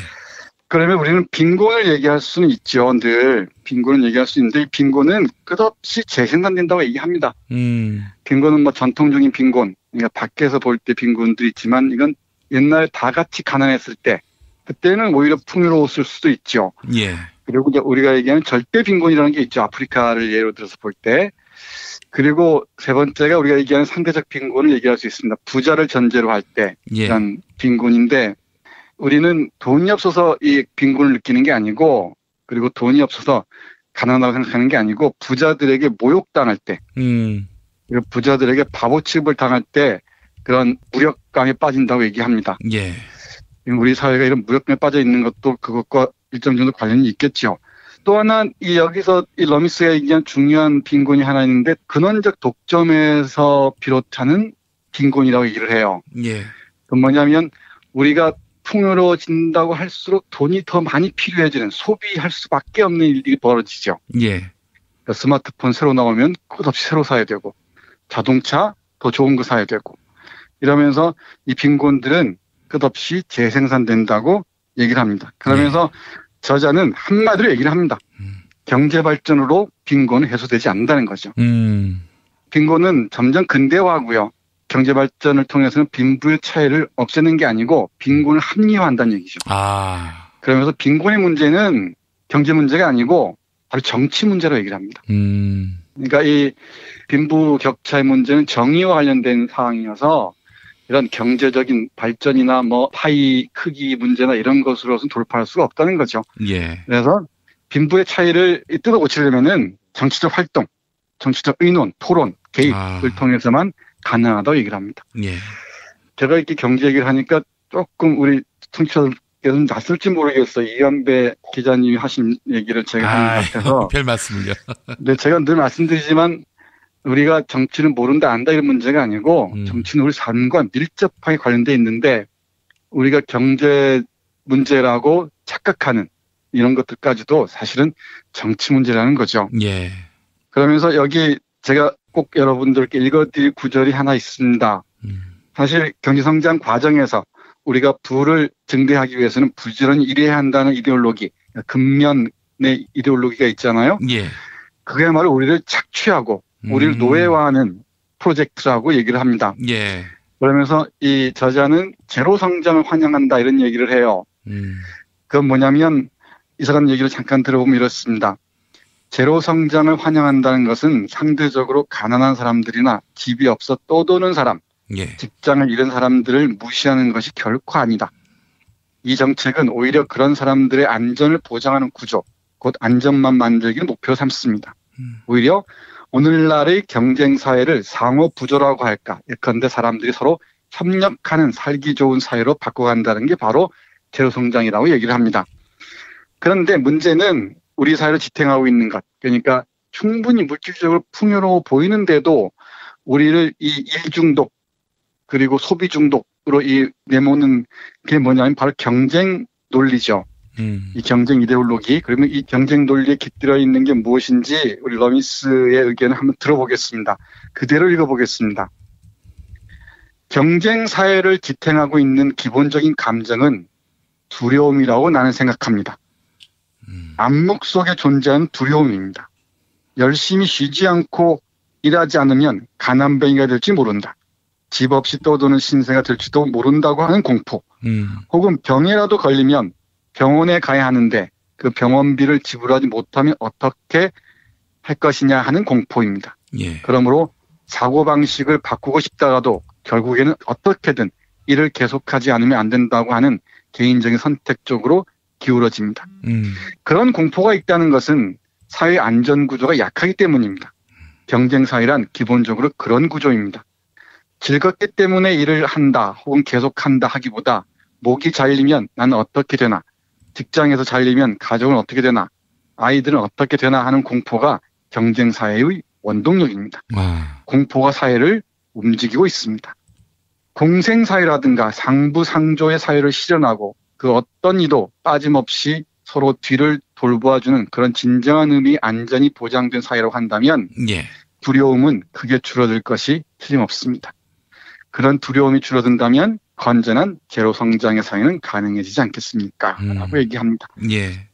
그래서 이 경제 성장이라는 상식 아닌 상식, 이데올로기를 넘어서서 제로 성장, 이 제로 성장이 오히려 우리 삶을 훨씬 풍요롭고 정의롭게 한다는 게 이 사람의 생각입니다. 그러면서 우리 러미스는 대양 발전이라는 개념을 내세워요. 예. 카운터 디벨롭먼트라는 이 대양 발전이라는 개념을 내세우는데 이 대양 발전은 발전에 대항한다는 뜻이겠죠. 예.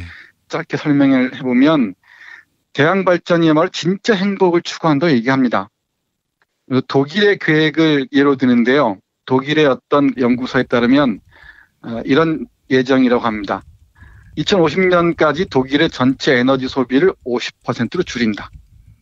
화석연료 사용을 2050년까지 80% 혹은 90%까지 줄인다. 현재의 10% 혹은 20%밖에 쓰지 않도록 한다. 원자력 발전은 2010년까지 100% 없앤다 등등인데 이런 게 삶을 빈곤하게 하는 게 아니고 훨씬 더 풍요롭게 한다고 얘기하면서 이렇게 얘기합니다. 읽어보겠습니다. 예. 대양 발전은 경제는 성장하지 않아도 좋다. 그 대신 의미 없는 일 혹은 세계를 망치는 일, 돈밖에 아무런 가치도 나오지 않는 그런 일을 조금씩 줄여가자는 것입니다. 싫은 일을 줄이고 의미 있는 일만을 추구하는 것은 금욕주의도 모두 아니고 자신을 희생하는 것도 물론 아닙니다. 오히려 자신이 바라지도 않는 일로 잔업까지 하면서 과로사 직전인데도 끊임없이 일을 하는 삶이야말로 금욕주의라 해야 하지 않을까요? 그런 일 중독은 목적이 없는 극단적인 금욕주의라고 말할 수 있습니다. 진짜로 의미가 있는 일이라면 그 일을 하는 시간이 얼마나 즐겁겠습니까? 그런 경험을 한 적이 없는 사람이 이 사회 속에 상당히 많은데 그와 같은 경험을 늘려가는 것도 또한 대양 발전이 추구하는 목적의 하나입니다. 라고 얘기하면서요. 대양 발전이야말로 진정한 진보라고 얘기를 해요. 물질적 풍요는 우리의 삶을 훨씬 더 열악하게 하고 피폐하게 한다면 조금씩 우리가 줄여나가면서 진정 우리가 기쁜 일을 할 수 있는 그리고 이 두려움이 사라진 공포를 느끼지 않을 만큼 사회적 안정망이 갖추어진 이거야말로 역사는 진보한다고 할 때 진정한 진보라고 얘기를 합니다. 우리가 아는 상식과는 대립되죠. 그러면서 이 대양 발전에 대해서 구체적으로 얘기하는 부분 읽어보면서 마무리하도록 하겠습니다. 예. 대양 발전이란 물건을 조금씩 줄여가며 최소한의 것만으로도 별 탈 없이 살 수 있는 인간이 된다는 뜻입니다. 인간이 가진 능력을 발전시킨다는 뜻입니다. 그 대신 더 엄밀히 말하면 기계를 줄이고 도구를 늘립니다.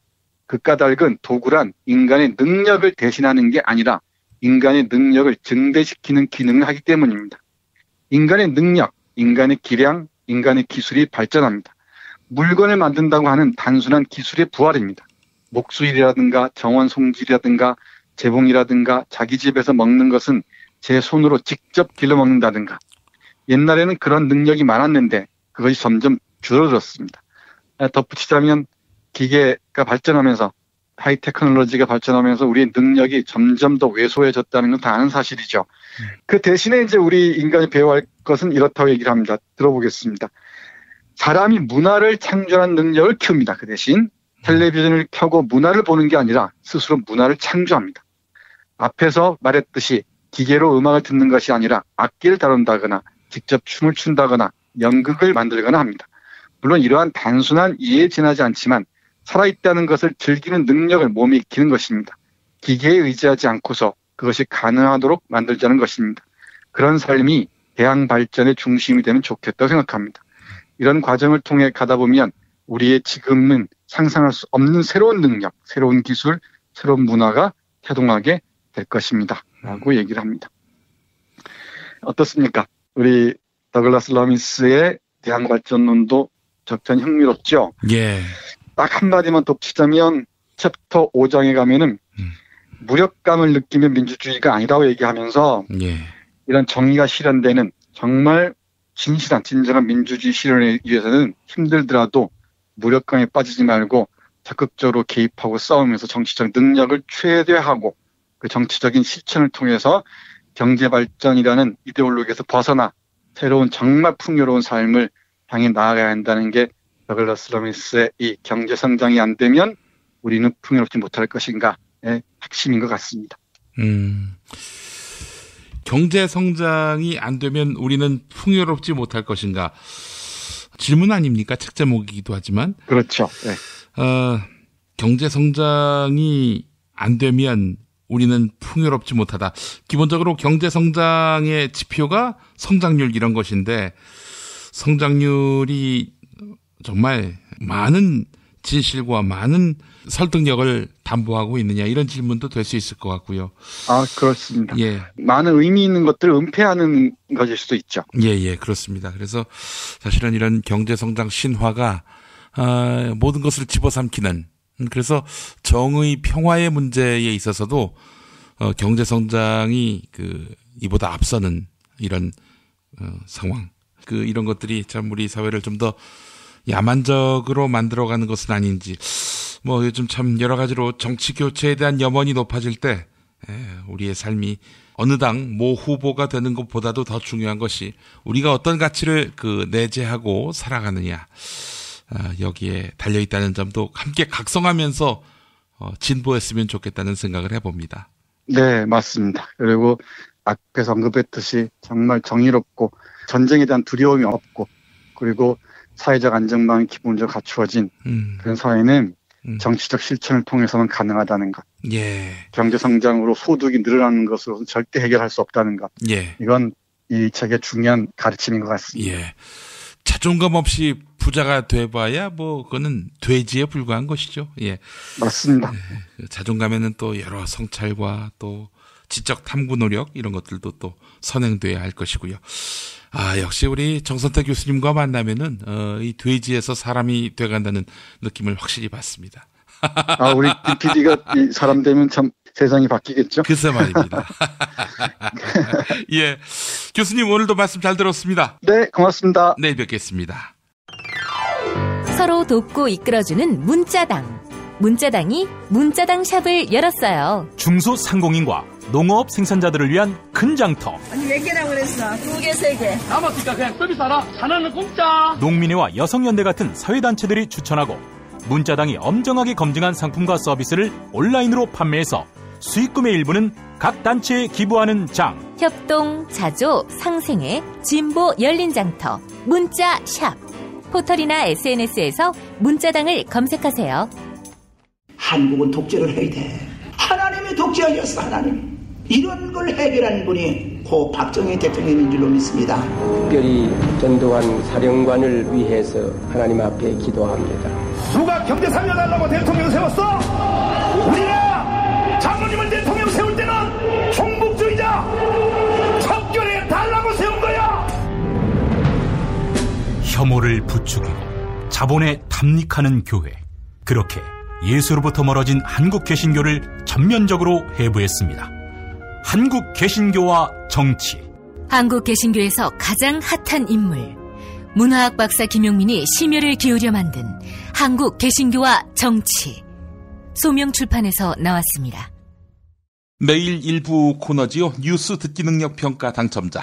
이번에 소개해드릴 책은 도서출판 말에서 협찬하는 이카로스의 감옥입니다.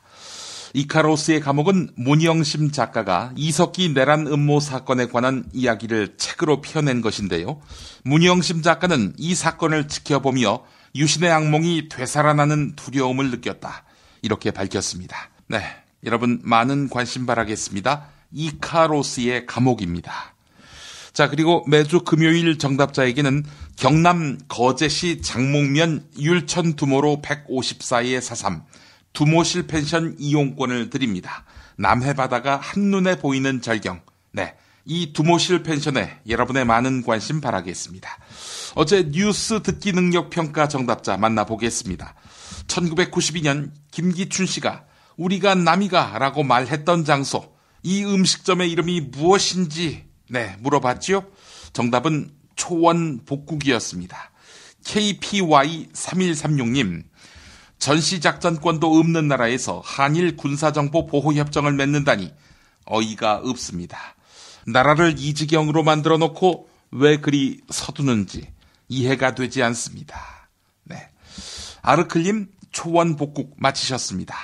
당시 초원복국집 사건도 흐지부지 마무리가 됐지요.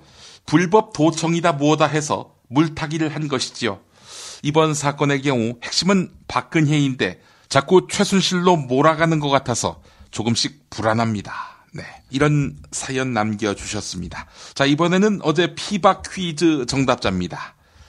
세상에서 가장 맛있는 김치, 이담채 김치, 유전자 변형 곡물과 화학 첨가물을 전혀 사용하지 않는 과자, 별을 따다 구운 과자 받으실 분입니다. 미국 FBI하고 비슷한 우리나라의 수사 조직이자 어제 아침 포크레인의 습격을 받은 곳 어디일까요? 네, 정답은 국정원이었죠. 남편 때문에님, 부산에 사는 50대 애청자입니다. 보수적이던 남편이 지난해부터 김용민 브리핑을 매일같이 듣고 있습니다. 덕분에 저도 정치에 관심을 갖게 돼 민주시민으로 거듭나고 있습니다. 아이고, 감사합니다. 고맙습니다. 자, 중고품님, 검찰, 네, 정권의 시녀로 불리기도 하지요. 사정기관을 믿을 수 없으니 답답할 노릇입니다. 검찰 반드시 개혁해야 합니다. 이런 의견 남겨주셨습니다. 이종황의 허리디스크쇼로 이어갑니다.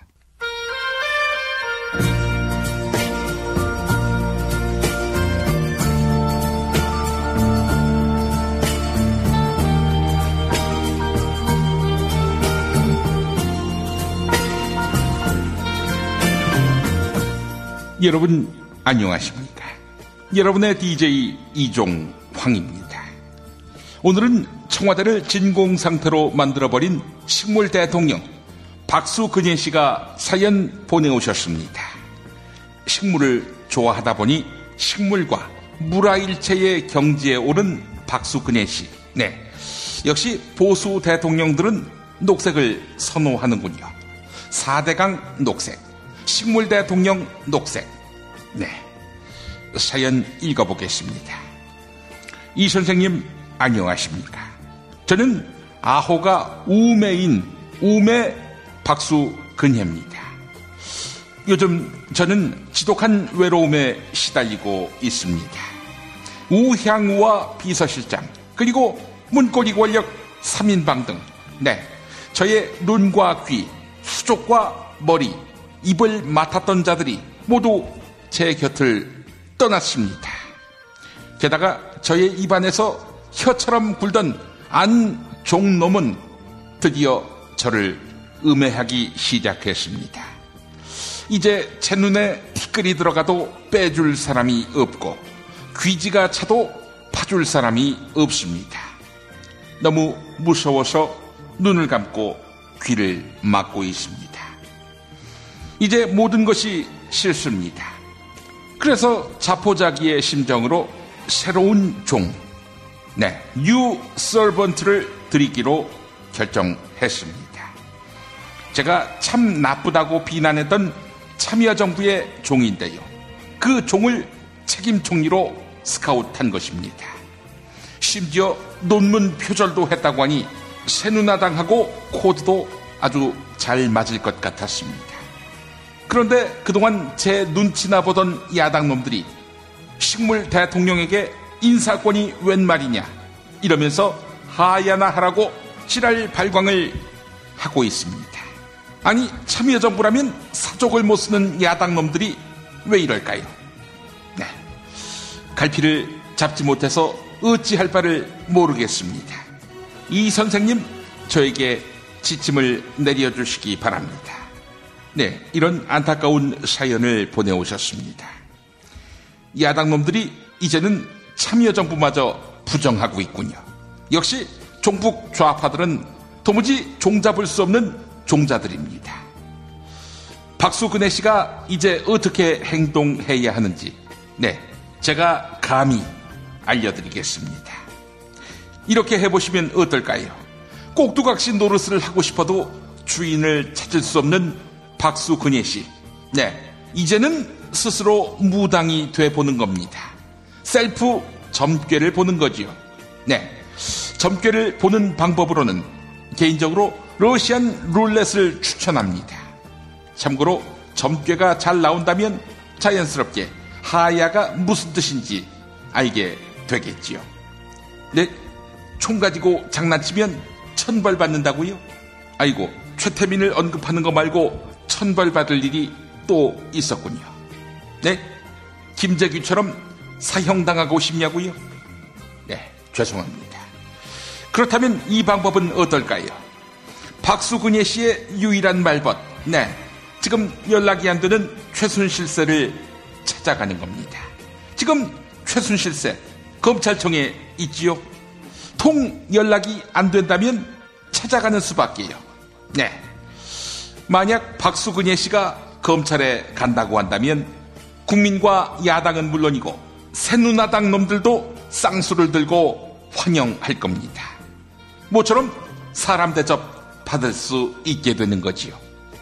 네, 근데 나가신다고 반드시 최순실세를 보는 것은 아닐 것입니다. 그렇더라도 적적하게 생각하지는 마십시오. 검사가 계속 말을 걸어올 거기 때문이죠. 왜냐? 박수근혜 씨를 조사하는 거거든요. 네? 조사를 왜 받냐고요?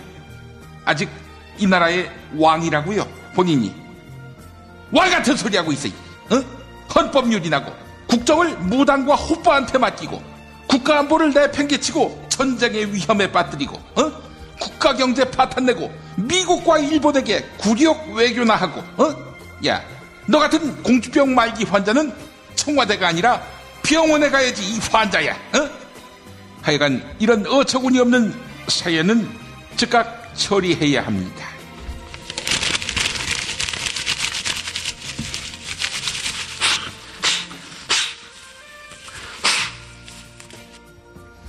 여러분의 신청곡과 사연으로 함께하는 이종황의 허리디스크쇼.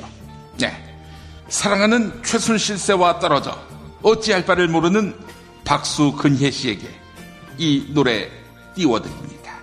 임재범이 부르는 고해. 여러분, 내일 뵙겠습니다.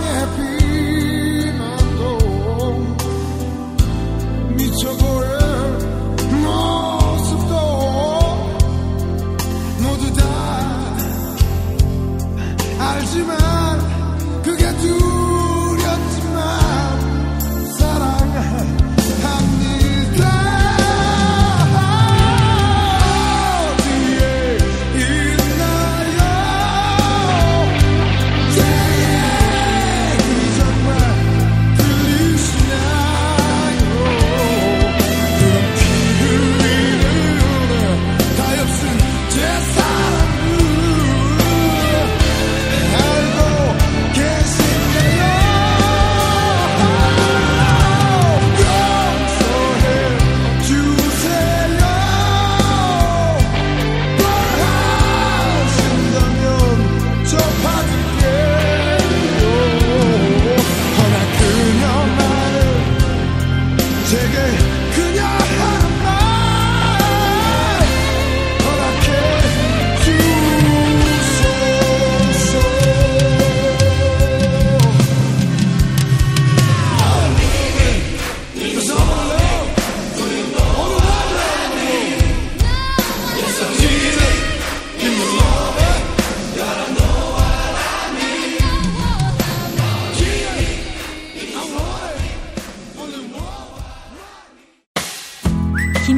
헬핑과 함께한 시간 어떠셨어요? 다음 시간에도 보다 바르고 알차며 즐거운 정보로 여러분을 찾아가겠습니다. 팟캐스트 포털 팟빵에서 다운로드하기, 구독하기, 별점 주기, 댓글 달기로 응원해주세요. 잊지 마세요. 다운로드하기, 구독하기, 별점 주기, 댓글 달기.